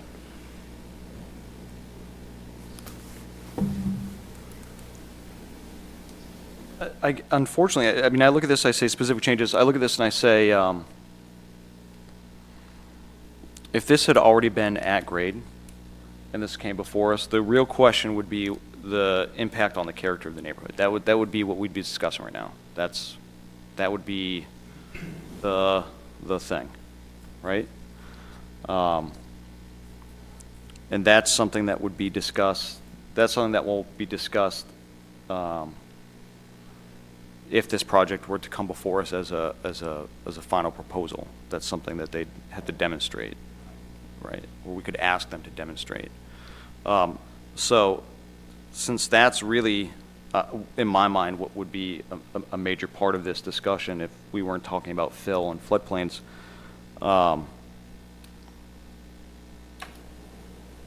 this is not a specific change to the final plan per se, but I would like if the applicant were to come before us with a final proposal, that they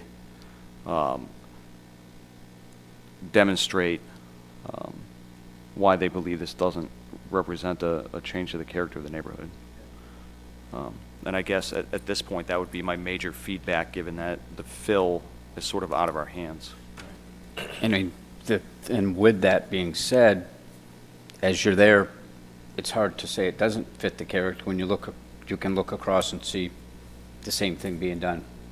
Right. I just think that I think it would be best for everyone, the applicant, the board, the city, abutters, if the board was able to make a strong case for themselves ahead of time, so that it wasn't something that was just coming up in the meeting, that everyone knew where everyone was coming from ahead of time. I think would be really important.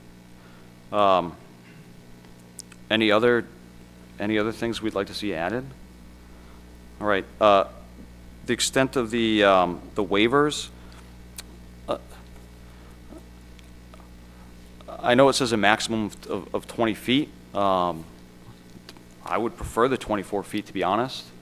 I think it creates a safer sort of turning radius in and out. Yep. And I actually tend to favor the two-way, having You two have site, two-ways. if you have sight vision, Yep. Yeah, I give think them it's- the two-way. I think it, That's safer. yeah, creates more opportunity to get off the road, which is safer.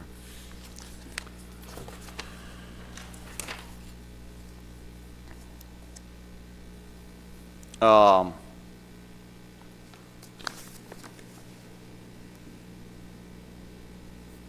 And they will apply for the letter of map revision. period. right, that they're applying for the letter of map revision. We're going to have a geotech report. Yep, Building height, I think, has already been, yeah, we've discussed that. yeah.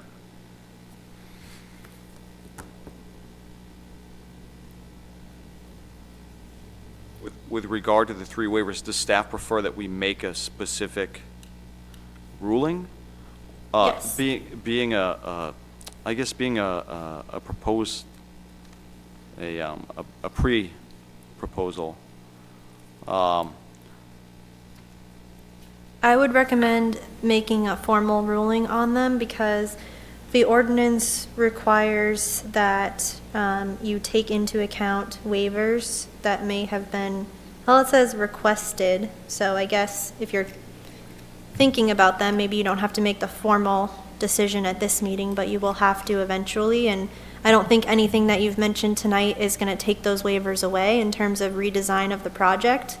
So while you're talking about them, you can certainly rule on them now, or you can do it at the next meeting. if it's not required, my preference as the chair would be to say that the board express whether or not it would be likely to be in favor, so as not to give a final answer, but to provide feedback to the applicant that this is something the planning board would definitely entertain. We're not seeing any specific problems, but we don't want to make a specific ruling until such time as we would see a final plan in front of us. I think that to do otherwise would be sort of premature and then. Well, we've been discussing, it sounds like someone on the board is going to have to make a decision with regard to a motion. Yeah, it does say 3 waiver requests in the staff report, but It's two. It's Two. two, Yeah. okay, thank you. I've been looking, Yeah, sorry. I realized that after I already All dropped right. it off.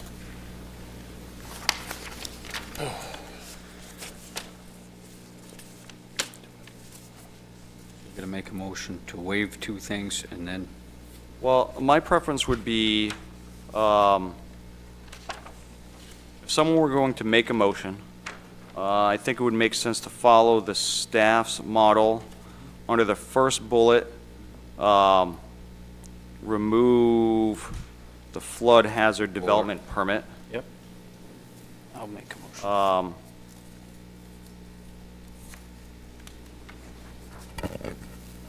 And then, under the last bullet, any conditions discussed as part of the waiver, the motion would include that the board sees merit in providing for the requested waivers. So if we say something to the effect of we see merit in it, I think it provides hopefully enough direction to the applicant without tying the hands of the board or making a decision without seeing the entire final proposal first.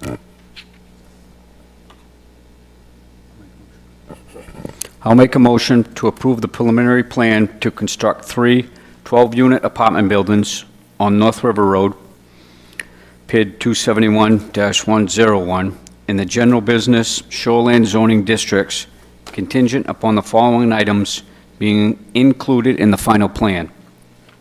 The applicant shall apply for and receive a letter of map revision based on fill through FEMA. Once final grading and foundation loading has been determined, a final geotechnical report shall be submitted prior to the issuance of any building permits. The building height shall be limited to 35 feet as measured from the mean of the gable. An addressing plan shall be provided to the addressing officer before the issuance of a building permit. And note that the board sees merit in the requested waivers, specifically, number one, to waive the requirement to allow for two 24-foot curb cuts, and number two, to waive the requirement to allow for two-way accesses onto a single roadway. There's a motion. Is there a second? Second. There's a second. Is there discussion? Again, this is a preliminary approval, so this does not allow for the project to sort of be built, but it does give the developer some feedback as to what they would need to do if they choose to come forward with a final plan. I just have one quick comment. You had mentioned about amending the proposal for the fee in lieu and also the character of the neighborhood. I don't know if you want to include that in the motion or not. Isn't that something that would be coming from the rec? Well, I don't know. I mean, we can go back to the Parks and Rec Board and ask them for another recommendation, or Well, you can just make your own Well, decision. I think Mr. Duval sort of hit the nail on the head earlier when he said that that's not out of the realm of what's written, and that sort of intimated that it might be best to sort of look at that if it comes to us, as opposed to make a determination now as to what that should be used for. Yeah, and I think as we discussed earlier, that gives us time to talk about feasibility of a broader approach to building sidewalks by the city, right? Okay. Whether it's a TIF or whatever. And I would make a friendly amendment to say an additional condition be that the plan address any changes to the character of the neighborhood. Would you accept that as a I friendly accept, amendment? yes. Second? Second, the friendly amendment. Any discussion? This time we'll take a vote. All those in favor of approval? All those opposed? So, the preliminary plan approval passes with a vote of 5-0. Thank you.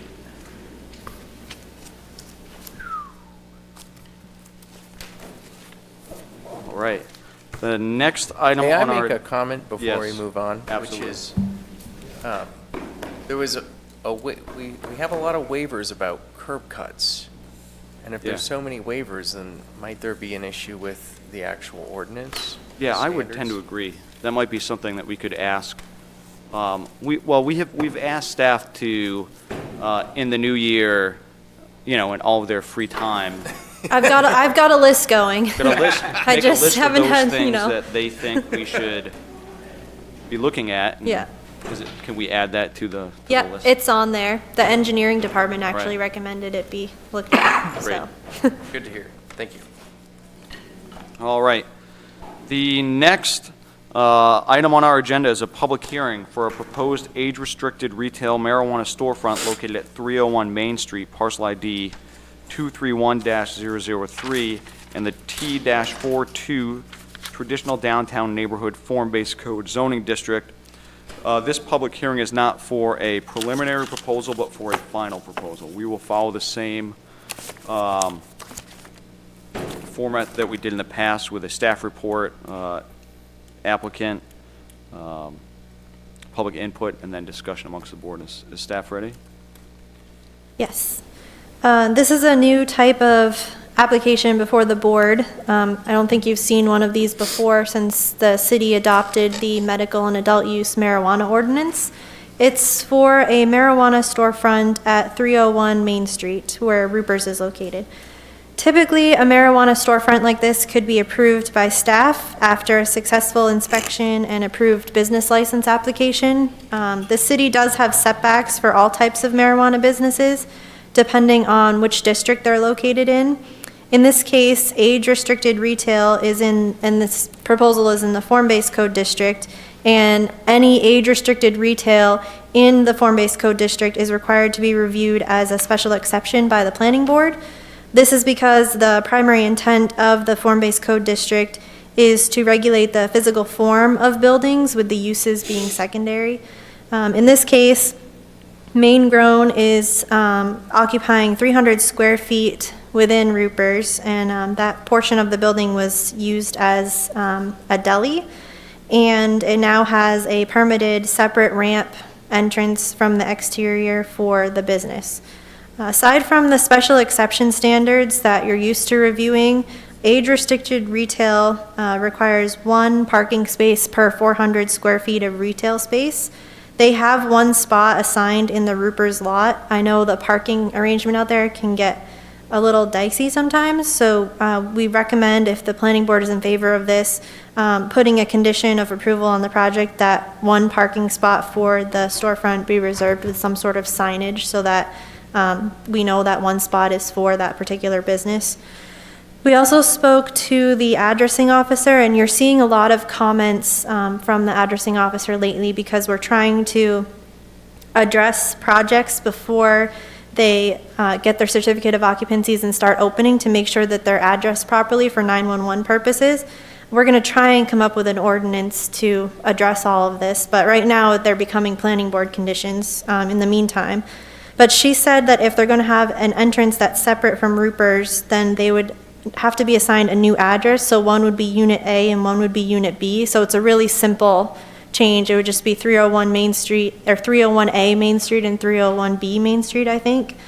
But this is something that, I mean, we can't really advise on it, and the planning board can't really either. So we just recommend that it be a condition that they coordinate with the addressing officer to get that situated before they open up and start advertising with their address. So other than those 2 items, we didn't have any other concerns with the proposal. Unfortunately, the form-based code district gives the planning board the opportunity to review form of buildings and placement and those sorts of things, but where the building's already there, it's really just a process for the planning board to go through with this proposal, because you can't really require them to make any changes to the building and the space itself. So it's really just a matter of going through the process for special exception. Okay. I have a question regarding the drawing. So is this space, no, it has its own entrance, understand. So somebody else coming into Rupers, what's their access and visibility to this space? Yeah, so the applicant can probably elaborate more on that, but I did ask them about that, because you'll see on the plan, they show an emergency exit. Right. That's now, as far as I know, has been dead-bolted, so there is no access into Rupers from the business. It's strictly that new ramp that you see outside the building. So there's no, for the 10-year-old kid walking into Rupers buying an ice cream cone, he doesn't even see that He doesn't space? even see it. He As doesn't far even know- as, yeah. I haven't been in there to look at it myself, but I've been told that the door is dead-bolted and you can't get into there from Rupers. Okay. Is the applicant here? You can't see, Okay, you can't see it. Okay. I hadn't been in there. I was curious. They did the construction on the door and the ramp last summer to make that all sealed off by So itself. from inside Rupers, you don't even know it's there? It's not even there. That's what I wanted to know. I've been in there quite a few times. Waiting for him to open? Had to go talk to Romeo. That's the only question I had. Other questions? No. Other questions? Are you guys the applicant? I'm sorry, yes, excellent. Would you like to come forward? Is there anything that you'd like to add to the Take a seat. discussion, or No, unless any questions need to be answered. are there any questions from the board? No? All right, thanks. At this time, I'd seek to open the public input section of the hearing by a motion. Make a Motion motion. open. Second. Seconded. All those in favor? Aye. Is there anyone from the public that would like to speak to this topic? Seeing no one, I would seek a motion to close the public input section of the hearing. So moved. Motion to my left, is there a second? Second to my right, all those in favor? Aye. Discussion, I think, in my mind, if it's going to be separated and it's out of the way, and I support. Would you support by making a motion? There's a, There you go. here. Oh, I thank you, good sir. I make a motion to approve the special exception to allow the operation of a marijuana storefront at 301 Main Street, PID 231-003, in the T-4.2 Form-Based Code zoning district with the following conditions. 1 parking spot for the marijuana storefront shall be reserved with signage, nice valet service. And 2, the applicant shall work with the addressing officer to ensure the space is correctly addressed along with roofers. Second. There's a motion and a second. Discussion? Seeing no discussion, we'll take a vote. All those in favor? Hey, Against? Motion passes, vote of 5-0. Thank you. Next, just don't build anything big, that's all. And you're out of here quick. We're not building anything, we are set and ready to go, we are just waiting for this comment. Does that mean now we've passed through every other obstacle? Can we open tomorrow? Are we waiting for our piece of paper? What can we do now? So you have to pay the licensing fee for the medical, and that would be through the city clerk's office, and then they can handle, if they need any other information. I believe you've submitted everything to them, and, This was the very last thing, so. Yep. Great. yeah. Thank you so much. thank you. That $5,000 marijuana store fee is going to be a significant speed bump, I'm guessing, in the process as well. Am I to Right. take it that Yeah, but- you think that our licensing fees for marijuana use are I think higher it's than it's other- quite high. Yeah. Then make it back. Pun intended. Hey, Oh, my gosh. Oh, we got cash, All right. totally. See how easy it is when you do it right? Yeah, see? There you go. That shows how easy it can be done. Yep. Move forward. The next item on our agenda is a public hearing discussion to review draft ordinance, discussion and recommendations to City Council regarding the adoption of an ordinance regulating solar energy generating systems in the industrial district. We will conduct this public hearing in the same manner that we conducted the last. So, is staff ready to present their report? Yep. Staff report starts with some overarching questions for the planning board to think about as you review the latest draft of the solar ordinance. We highlighted 10 specific items that were pulled out of the discussion from last month, and they're organized based on the order they appear in the draft ordinance. We reviewed a number of different ordinances from other communities and included tables as attachments 1 through 4 that compare the different ordinances side by side, so you can get an idea of the types of standards that are being applied to these types of projects in other communities.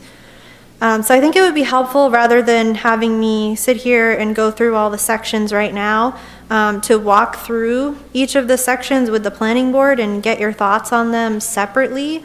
And if you want to go and have a different process, that's fine too. But the first section that you see is pertains to height restrictions.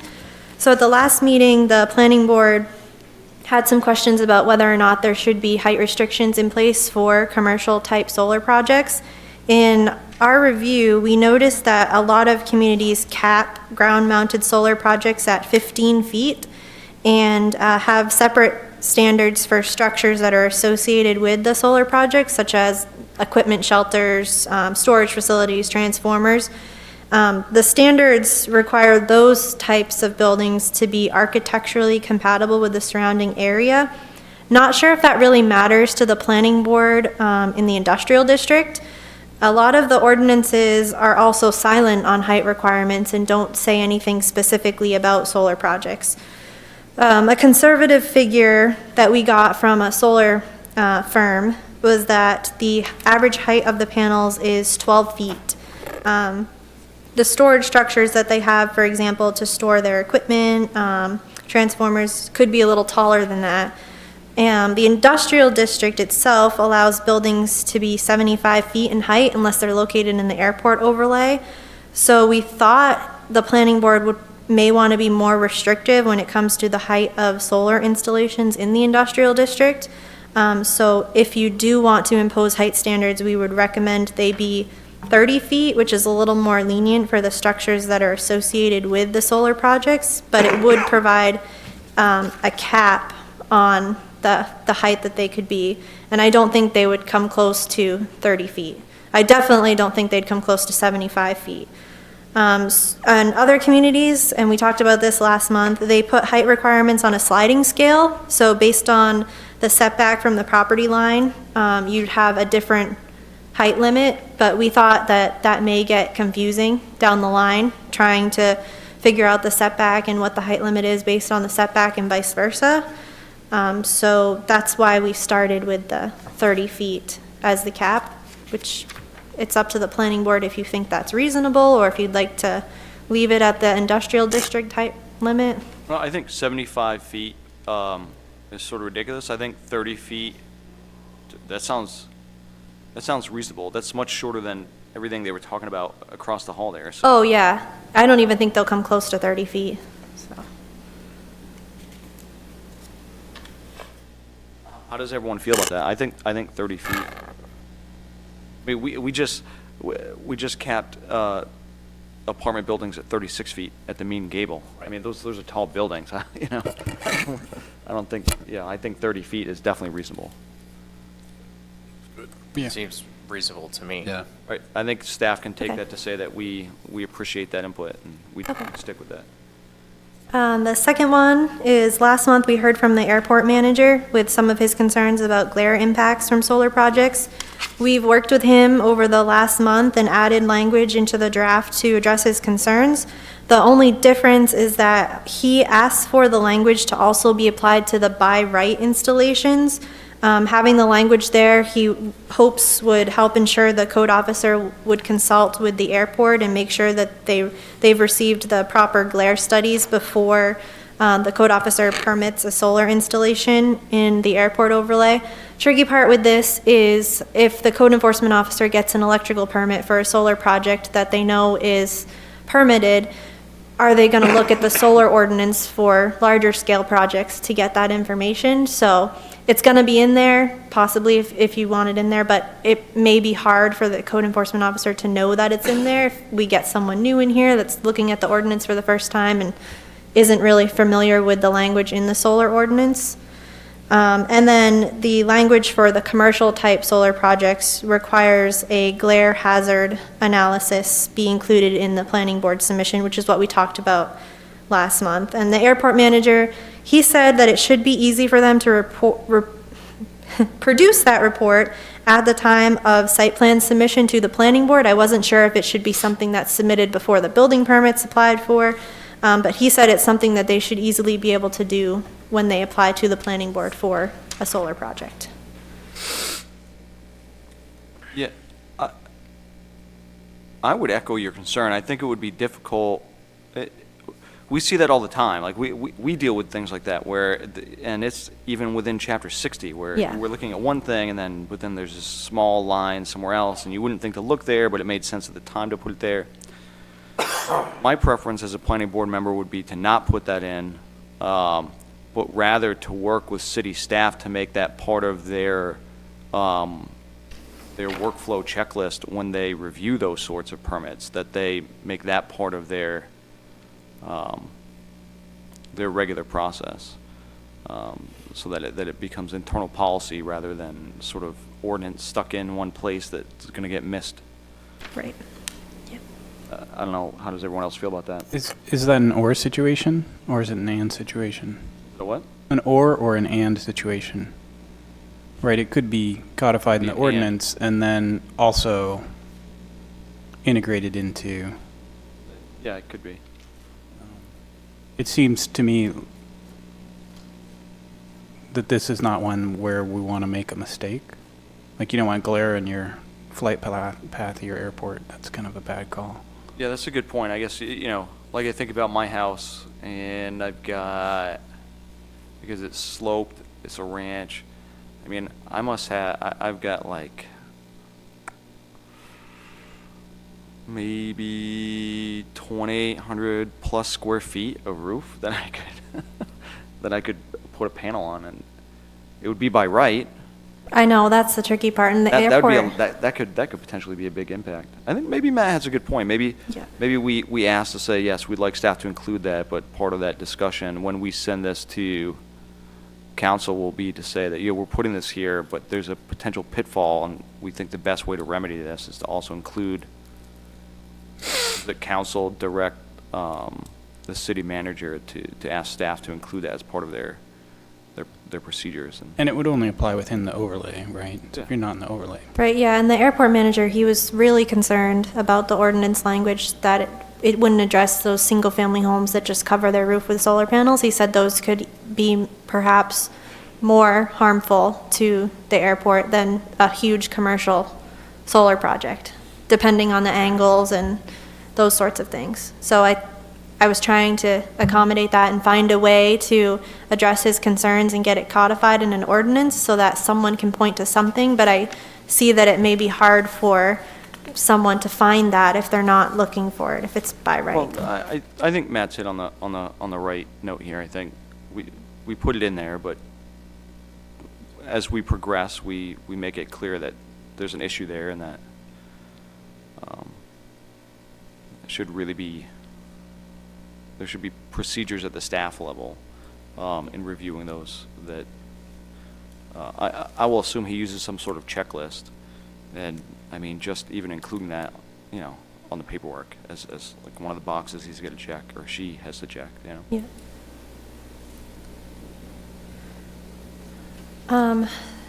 I don't know, is everyone all set with the airport standards? Yeah, I looked through those. Okay. It was very much in line with what the Yeah. director asked for, and it seemed reasonable. All right, His knowledge definitely come into play. oh, definitely, yeah, I had no clue what terms to put in there, so. The planning board wanted to define expansion, when we say an expansion of a solar energy generating system. We've found language in other communities that seem to make the most sense, and it's a change in the land area or location of a system and its associated equipment. By putting this language in there, it means the planning board would review a solar project, for example, if it was expanded to occupy an area that's not currently used, or they're constructing a new access road. If someone decided they wanted to move a solar project around on a site, after they already received planning board approval, they'd have to come back before the board again with the language, if it's proposed to be,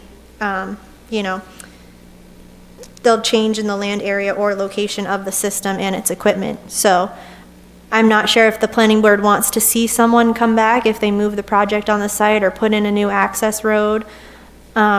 We could certainly put exemptions in there for things like that, but it would get a little more complicated to keep track of, so. My personal preference would be that if they're keeping the same scope, right? That is to say, same number, we might want to say same number of panels, because they might install smaller panels that produce the same amount of electricity. So I'm wary of saying square footage of panels, but if they're keeping the same number of panels, as long as they are within the boundaries of the site and meeting all setbacks, I'm not sure I would want to burden them with coming back to Output? us. Would the output be more? I think the output wouldn't matter to me. If they replaced all their solar panels with higher efficiency solar panels, but they still only had 2,000 solar panels, 2,000 solar panel installation, that's what, That would be my preference, Mike. Okay. So is that kind of similar to a change in area? Yeah, basically, yeah, I guess it would. I mean, because if they had 2,000 but they doubled the size of the panels, that's a significant, if you're just going by number, that's a significant reconfiguration of your site. If you had 2,000 10-foot panels and you got 2,000 50-foot panels, they still only got 2,000 panels. Right, yeah. But the site just That's a good changed threshold dramatically. too, Square footage wise? yeah. So, do we want to say number of panels and Or if you just say area of the installation, right? Because then they can shrink their panels, they can expand their panels as long as they it's don't. going on the same pedestals, they're in the same area of installation. Exactly. Eric just brought up a good point too, that the industrial district allows for a 10% expansion administratively for buildings. So that's something the planning board could match with solar projects too. Yeah, if it already exists, I think Yeah. that'd be reasonable. Yep.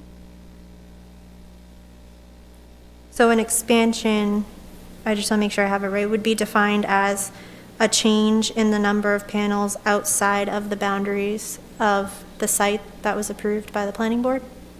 Well, I think, So I would favor just striking or location in the language that you have, Okay. unless we care about moving it around a site. no, I don't care where it goes. If it's on the site, Right. they And move it it, meets all the you other, know, they move it 500 feet that way, and it's the same thing, and Yep. it's fine with me, yeah.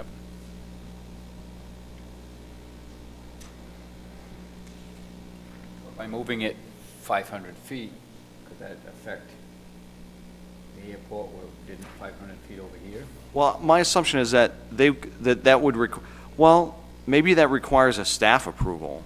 Yeah, because Right. then you run into the solar analysis for the glare and whether or not it's going to make a Yeah. difference, and so, well, yeah, that's just assuming that everything else we've talked about still applies, right? If Yeah. you move it someplace into the, if you They're move it still into the gonna meet all the overlay. requirements. Yeah, They just don't have to come to the planning board. and I wouldn't think that this would happen unless someone got planning board approval and all of a sudden someone put like a high rise right next door before they had a chance to start construction. I wouldn't think that they'd go through all their site plan and everything and then change it, but you never know.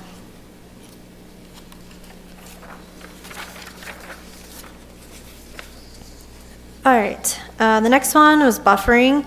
The planning board wanted to know what language exists out there for buffering and was wondering if the buffering requirement should be altered based on the height of panels and the equipment. The buffering requirements that we found in several other ordinances require solar projects to be located at least 50 feet from a property line. Some mention side and rear property lines and others mention front property lines. We wouldn't think that the planning board would want to be more stringent in terms of setback requirements than the industrial district for these types of projects. So we would just recommend applying the industrial district language for setbacks to solar projects as well. It makes it easy. And pretty much every other community that we looked at, they apply visual impact standards for solar projects. And we thought these might be important because it would give the planning board some leeway to be able to review a project and determine if it's adequately buffered on a case-by-case basis.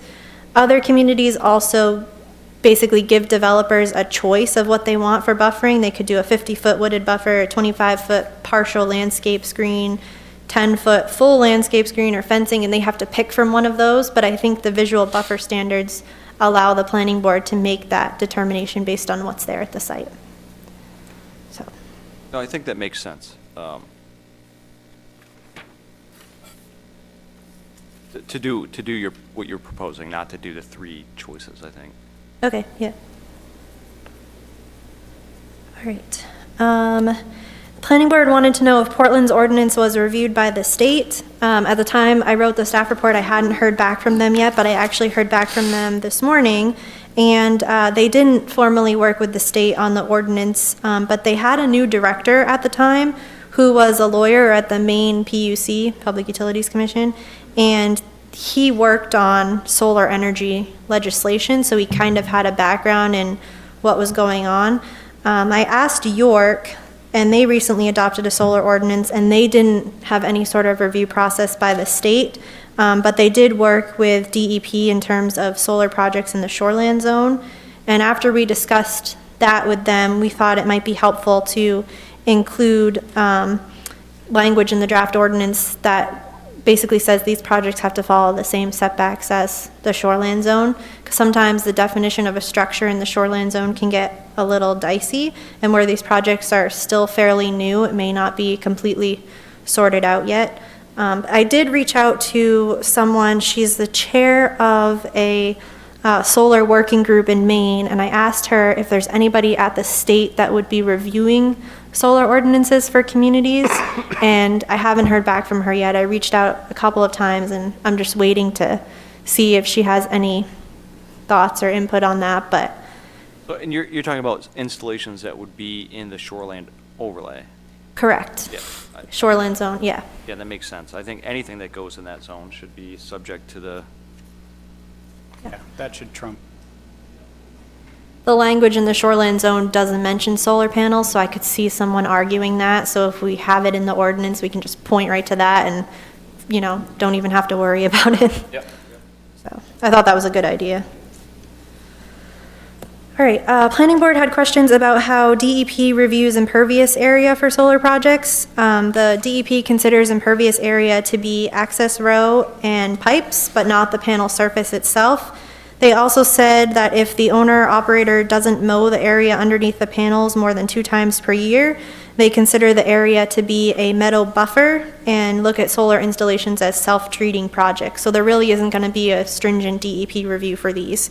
So we recommend the draft ordinance be consistent with how DEP reviews solar projects by sticking with the 40% lot coverage restriction that is imposed by the industrial district, and only include the mounting blocks, access road, and other structures. I don't even think any of these solar projects would approach that 40% lot coverage restriction if you just look at the mounting blocks, but at least there's something there for a restriction that doesn't seem too prohibitive to the project. no, I think that makes sense. If DEP is already saying the land underneath these is considered self-treating, Right. if it's left as a meadow, then there's no reason for us to turn around and say, well, no, there's a solar panel over it, and we know better Yeah. here, so that makes sense. All right. The last meeting, the planning board had mentioned that maintenance be defined as a system that is operating as designed and intended. So we put this language into the draft. The language that's in there for maintenance requirements is the same language that's basically boilerplate language used in all other communities. We just added in that portion that it has to be operating as designed and intended. Next one was a little tricky one. The planning board had questions about the types of materials that should be required for the road network and mentioned that you didn't want impervious road materials internal to the development itself. We looked into several other communities and none of them that we came across regulate the specific types of materials that are used for access networks within solar projects. Several communities require the area underneath and around the panels to be pervious, which is what we're requiring as well, basically, and that the soils not be compacted, but that none of them have language about the road materials. So if the planning board really did want to regulate the types of materials, we did put language in the draft that you could choose to adopt that says, any internal access ways shall consist of permeable surfaces as approved by the planning board. So that would give you the option to review them again on a case-by-case basis and decide if the materials are adequate or not.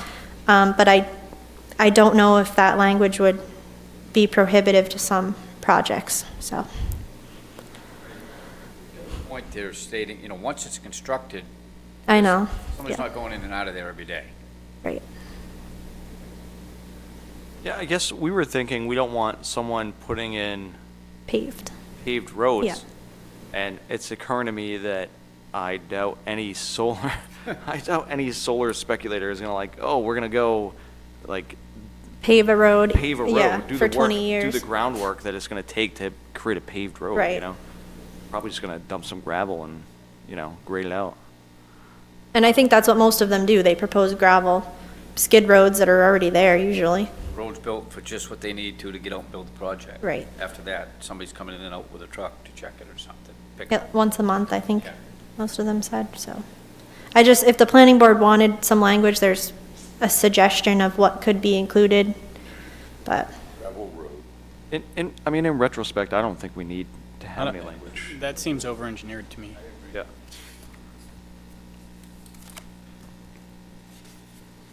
okay. The planning board wanted there to be a requirement for a bond for removal of a solar project, and that the bond include a contingency for the unpredictable cost of removal of these projects in the future. We included some language in the draft on this, and an interesting point is in our discussion with some solar firms, one actually mentioned that if you're going to do a performance bond, to subtract out the cost of materials on the site that are actually worth some money, like the copper piping and those sorts of things, because you could get salvage value for those and they shouldn't be included in the amount that's required to be put up for the performance bond. We didn't find any examples of that in any other communities, but it's something that. Right. So, just wanted to throw it out there as something that we heard from someone. So you may get, that was pushback that we got when we had talked about standards that we're looking to impose. But again, no communities have done this. And so we also put in a clear process of what decommissioning of a solar project should consist of, just in the off chance that a project is only, say, half decommissioned and the city is going to use the surety bond or the, performance guarantee to finish decommissioning it, but there's nothing that specifically says what decommissioning should include. So we thought that would be important to include as well.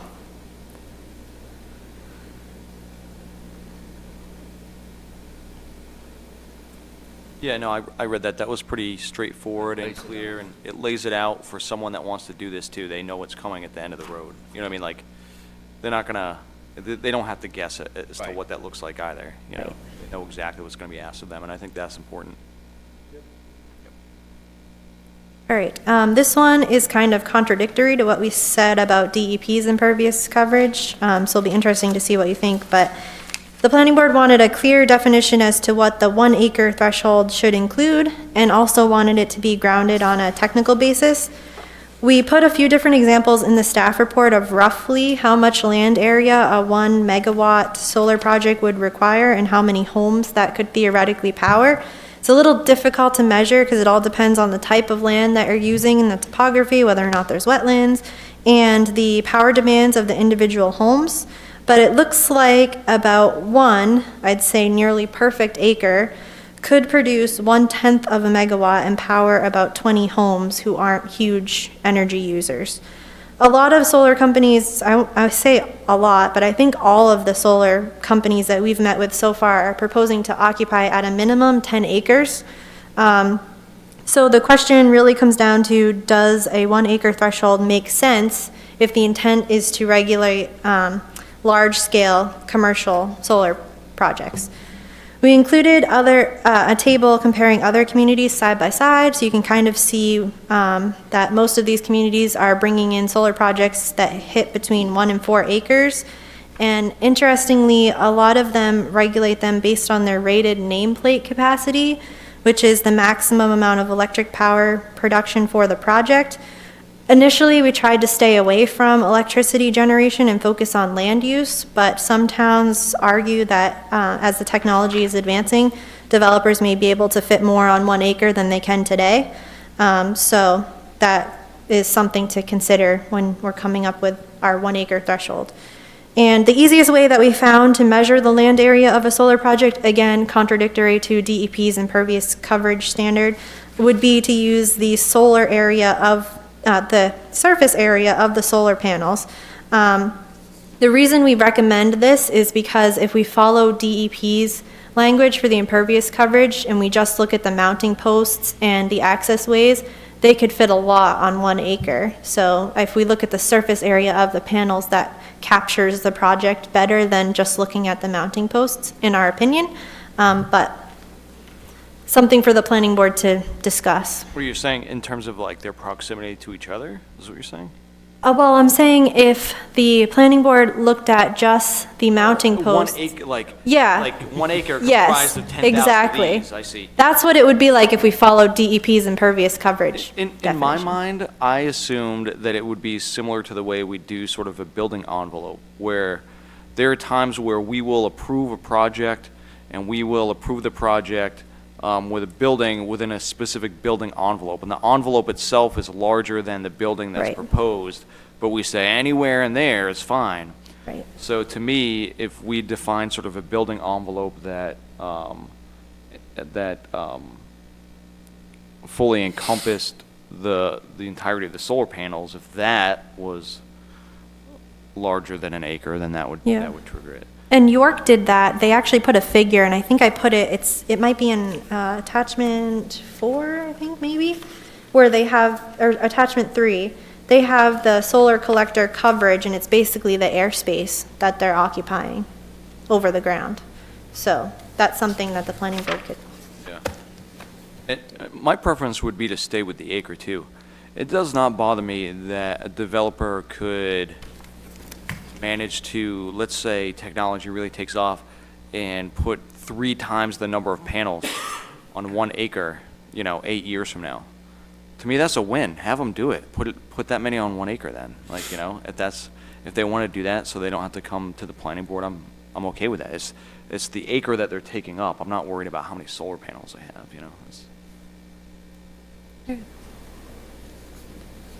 So are we good with using the surface area of the panels as the acre? the acre and the access roads and equipment and those sorts of things? I But I don't know. I mean, the surface area of the panel, to me, I like the idea of drawing a line around the project, because then, When you say project, the parcel of land including No. the road in? no, just the area that the panels are on. In my mind, because if they decide to put panels that are twice as large, or they put panels that are half as large, they're still occupying the same physical space, Installation area. okay, I like So, that, yeah. To me, that's the way to go. I don't want to, because then are you going to have to mess around if all of a sudden, let's say they start investing in some larger panels that can fit on their equipment they have right now, are they going to have to come for something else now because? So you're basically, it's something similar to the York, that solar collector area. So it's the, But York is really using the surface area, the air area that the Right. panel covers, and I'm saying, a Well, the- boundary around the entirety of the I know. installation. yeah, I guess I don't, one is, you sum up the area covered by the panels and you get your envelope. Yeah, So, Right. I like that. yeah, I agree with your approach. I think it's the right It one. allows more flexibility Yeah. within that. Yep. We have 2 suggestions that Eric came up with too, was the fenced-in area, they're all required to fence in the solar projects in some manner, so that could be one way, or maybe the smallest polygon that the solar project encompasses. So they're all If that's a required to be normal thing that fenced in. staff does, yeah. Yeah, Is the fence on the property line or around the solar panel itself? just around the solar panels, the access road wouldn't be. Fence along. Well, They might drive out 1,000 feet yeah. to get to this area, so there's no sense to worry about that 1,000 feet, but I think the fenced-in area would address what you're saying. It wouldn't include the access roads, Oh. but just the fenced-in, the area within the fenced-in, as long as they're required to put up a fence, so. Just to keep people away from the panel. So they're not gonna fence any bigger Well, than they have to. easy one is if they're all required to be fenced, yes? Yes, And we should just keep track of that. If it looks like, that's going to go away, we just stick that number in, that, Yeah. you got to be fenced in, and then it's there. So our fenced-in area could be your acre threshold. Yeah. okay. So it's basically going to be just the panels themselves and any equipment that's required to be put in that fenced-in area. So the access road wouldn't count towards that. Okay, all right. All right. I think that's it, actually. So there's a couple options other than, comments the planning board has on other portions of the ordinance, but there's 2 options, I think, for this meeting.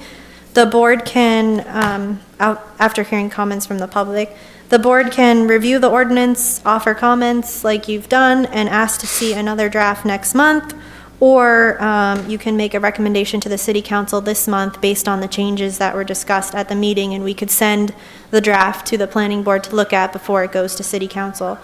Like we said, we don't want to rush this process by any means, but we have a solar project, it's sitting on my desk right now, that may be here in February for, it's 86 acres in the industrial district, 36,000 panels. So it's a pretty substantial project that could come in under special exception review, and the planning board may or may not have standards to review, which would be unfortunate that we just went through this process to develop standards and we can't use them on that project. We can have them in the back of our minds, but we can't use them. So just want to throw that out there, that you may see that in February or March. So. Any more questions for staff? At this point, I'll look for a motion to open the public input section of the hearing. So moved. Motion on my right, is there a second? Second. Seconded. Anyone from the public that would like to speak on this topic, please come forward, state your name and address.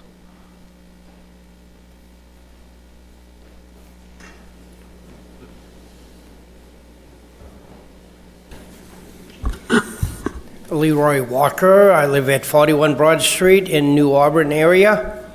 David Bell. I live on Riverside Drive, Auburn. The reason that I wanted to come forward and David wanted to come forward is you've talked about different areas of the city, but the agricultural, the ag zone, has probably got more land than anybody to be able to do this type of panels to make energy. Farmers themselves need energy every day of the week when they're doing their own work.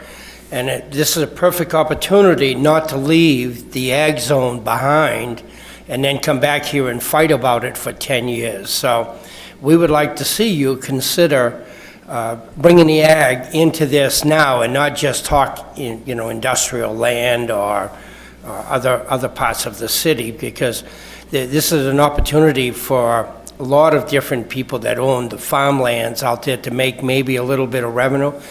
And also, we know by watching some of the things that have gone on with these solar panels and stuff, you can have farm animals at the same time you're generating this. You don't have to go out and mow the grass underneath them, around them, because it will fit in, especially looking at 10 acres, 20 acres of land.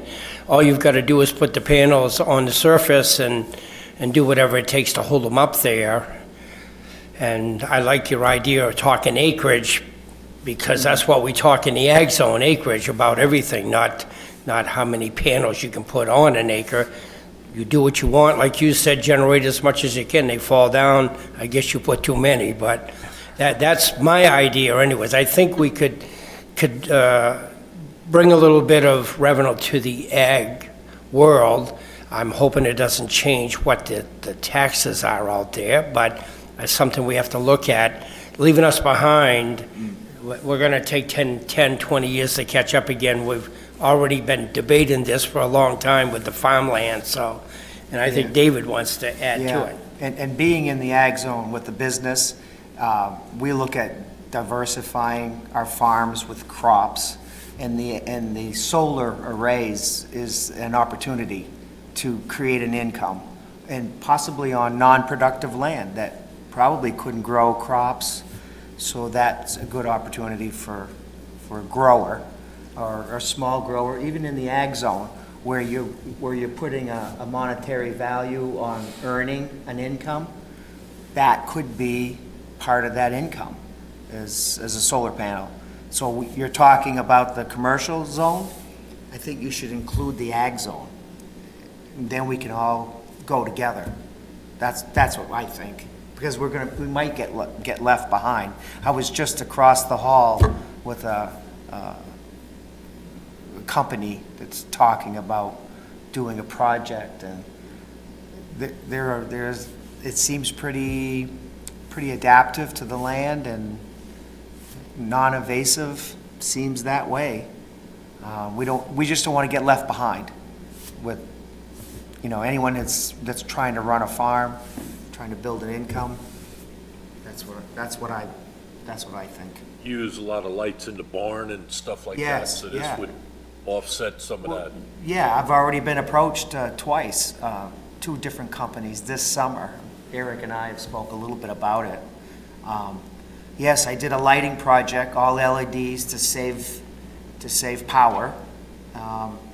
I would like to get 3-phase, so if you talk about panels, they bring 3-phase down to your area, which I could tie into, and plus, taking care of a lot of other neighbors, apparently. Well, So the board generally doesn't respond to, during the public input section, but I feel confident in speaking for the board when I say that the intent of the board is not to only look at industrial. The idea was that it was the easiest place for us to draft language that we could wrap our heads around without having a room full of people, so that if we are able to come up with good standards there, we can take up the idea of, okay, now we have a blueprint to work from. How do we make that work in the ag zone? So just to let you guys know, it's on our radar. It was part of this discussion, but we decided that we wanted to work in a zone where it was less controversial, and we weren't going to get sort of the pushback for our first go round and trying to draft this language. And then And we understand that, but we also understand that when you're in the ag zone, it takes a hell of a lot more work to get things done in that area. So if, I understand you can move this maybe quicker, but we don't want you to move it quicker without saying, you are the next part we're going to do. So we're not forgetting you, but you are going to get something. well, the ag zone actually is the next zone that we decided we were going to look at for this. So And just wanna don't make sure that- forget, the commercial is big business, the commercial zone. In the ag zone, we're trying to make a living. Yep. And that can tie in. Yeah, normally we wouldn't respond, but that has been an active part of this discussion. And like I said, I think we decided to take this up because this was seen as, would be easier Yeah. for us to be able to come up with some good language. And if we come to the table with some good language, it'll be easier for us to tackle the ag zone because it's so controversial. Yeah, There's well, everything out there. when it was showing everything next door, they were showing using ag land with the animals feeding and everything underneath all this, so, and farming, in a lot of cases, is just like commercial. I mean, what he does is definitely commercial. He's got thousands of acres down there that he's farming, bringing to a big factory of his own, so he needs something like this to be able to happen, to help out. And I think there's a lot of others as well. I think so too. Well, thank you very much for Thank expressing you. that. Is there anyone else from the public that would like to speak on this topic? Seeing none, I'll seek a motion to close the public input section of the hearing. So Motion to close. Second. Motion, second. All those in favor? Megan asked us which option we would like to exercise. Honestly, I gotta say, given everything that's been going on, I think you did an excellent job incorporating what we asked for, to the point that I would feel absolutely confident in staff's ability to incorporate those changes that we discussed tonight, and that we don't need to wait another month per se to send a draft. That given the quality of what we got this month and how well it mirrored what we asked for, I feel confident that Megan can do the same thing if we say that we want to send something to the city council. That we are going to recommend this and include the changes we discussed tonight to be sent to the city council. And that's my take. I'd be comfortable with that approach. Myself also. Yep. And again, good job. Thank Very, you. very- Appreciate took that. time. Along with everything else.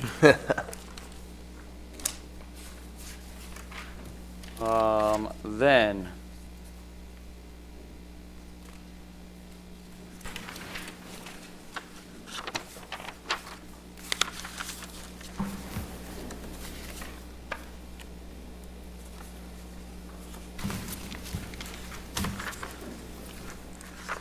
yes, we do need a motion. And what's going to work best for staff?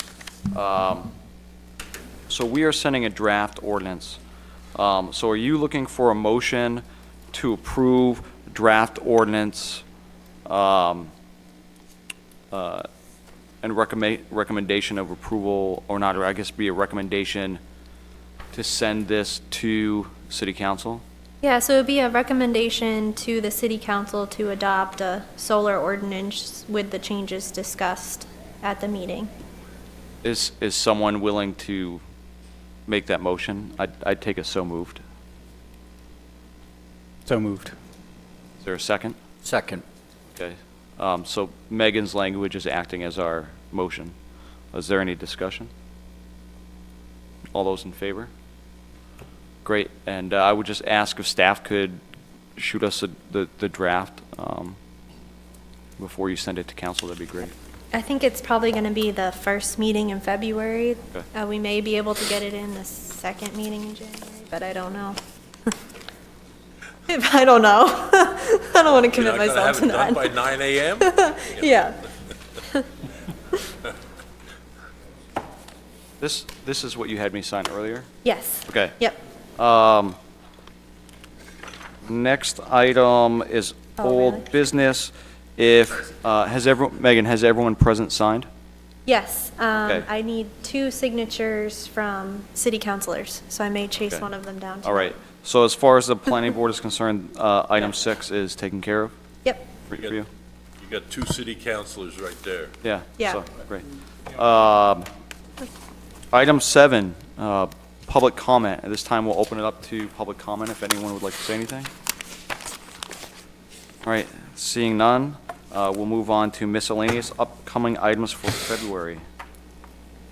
Let's see. So potentially the solar project. We still have one out at exit 75 that we may see in February. I don't know if that's official Probably not yet. for February. Okay. All right. I know the solar project is possibly going to be here in February, but so far our submission deadline was Friday, and I didn't receive anything. So it may be a great meeting to actually dive into some ordinance revisions and go over planning board policies and those sorts of things, because we desperately need to do that. So. Great. I'll add for items for February, though, we will have our elections for chair and assistant chairperson. And I forget if we've done that in the past. I seem to recollect that we did it at the very beginning of the meeting, and the person that was elected immediately took over as chair. And am I incorrect, Eric, in that? I think we did. It's a little awkward just because the person who's going to chair the meeting doesn't know it until the last minute. Right, yeah. Yeah. So you could do it either way. Yeah, well, you know, it's good trial by fire, go- you know, okay. like if, like, it's okay. We'll do that. So we'll plan on doing that first. Is that how they did you? Yeah, that's, no, I'm saying, as I recollect, that's how it's always been done. And we do have a recommendation from the appointment committee for people to fill every seat on the board as well. So that decision will hopefully be made on the 27th, and you'll have a full board for the. Excellent. Because as I said, I will be absent the February, but it sounds like you're going to have the seats full. You might be chair when you come back. Oh, you know what? I just totally forgot. North River Road is coming back in February. Okay. The North River Road project is coming back in February. I wasn't going to say anything. I assumed they were going to come back, yeah. Yeah, obviously, it will not be a walk in the park month. No, So, no. But, planning board, other items for discussion. Does anyone have any other items for discussion that they'd like to bring up at this time? I'd like to say that we took on a pretty controversial topic tonight, and we are going to end before 9, so good job. I have a question, Yes. which is, I recall that you were mentioning some kind of a joint planning board meeting with the city of Lewiston's planning board. Oh, we've talked about it, and that would be a good idea. Maybe we can try to calendar one for this year. Yeah. Can, Yeah, it's been a long time since we've Yeah. done that, but we used to try to do that every couple of years. and Yeah. I think it's worthwhile. They're dealing with the same issues you guys yeah, are. absolutely. I think that would be great. The last time we did that, did the chair facilitate that, or did staff facilitate that? I don't remember. We could do it either way. Yeah. We talked to the planning staff. I mean, I guess staff's going to be involved too. It doesn't matter, but yeah. Okay. I think that's a great idea to at least once this calendar year, stick it in there. Yeah. So it's up to you. We can get you the chair's name, or we can touch base with the director. And we'll- What? No, I'm not going to be Oh, you chair, won't be so, chair yeah. at that Staff. All right, anything else? All right, seeing nothing else, seek a motion to adjourn. Adjourn. Second. All in favor? All right, excellent. We could touch base with you.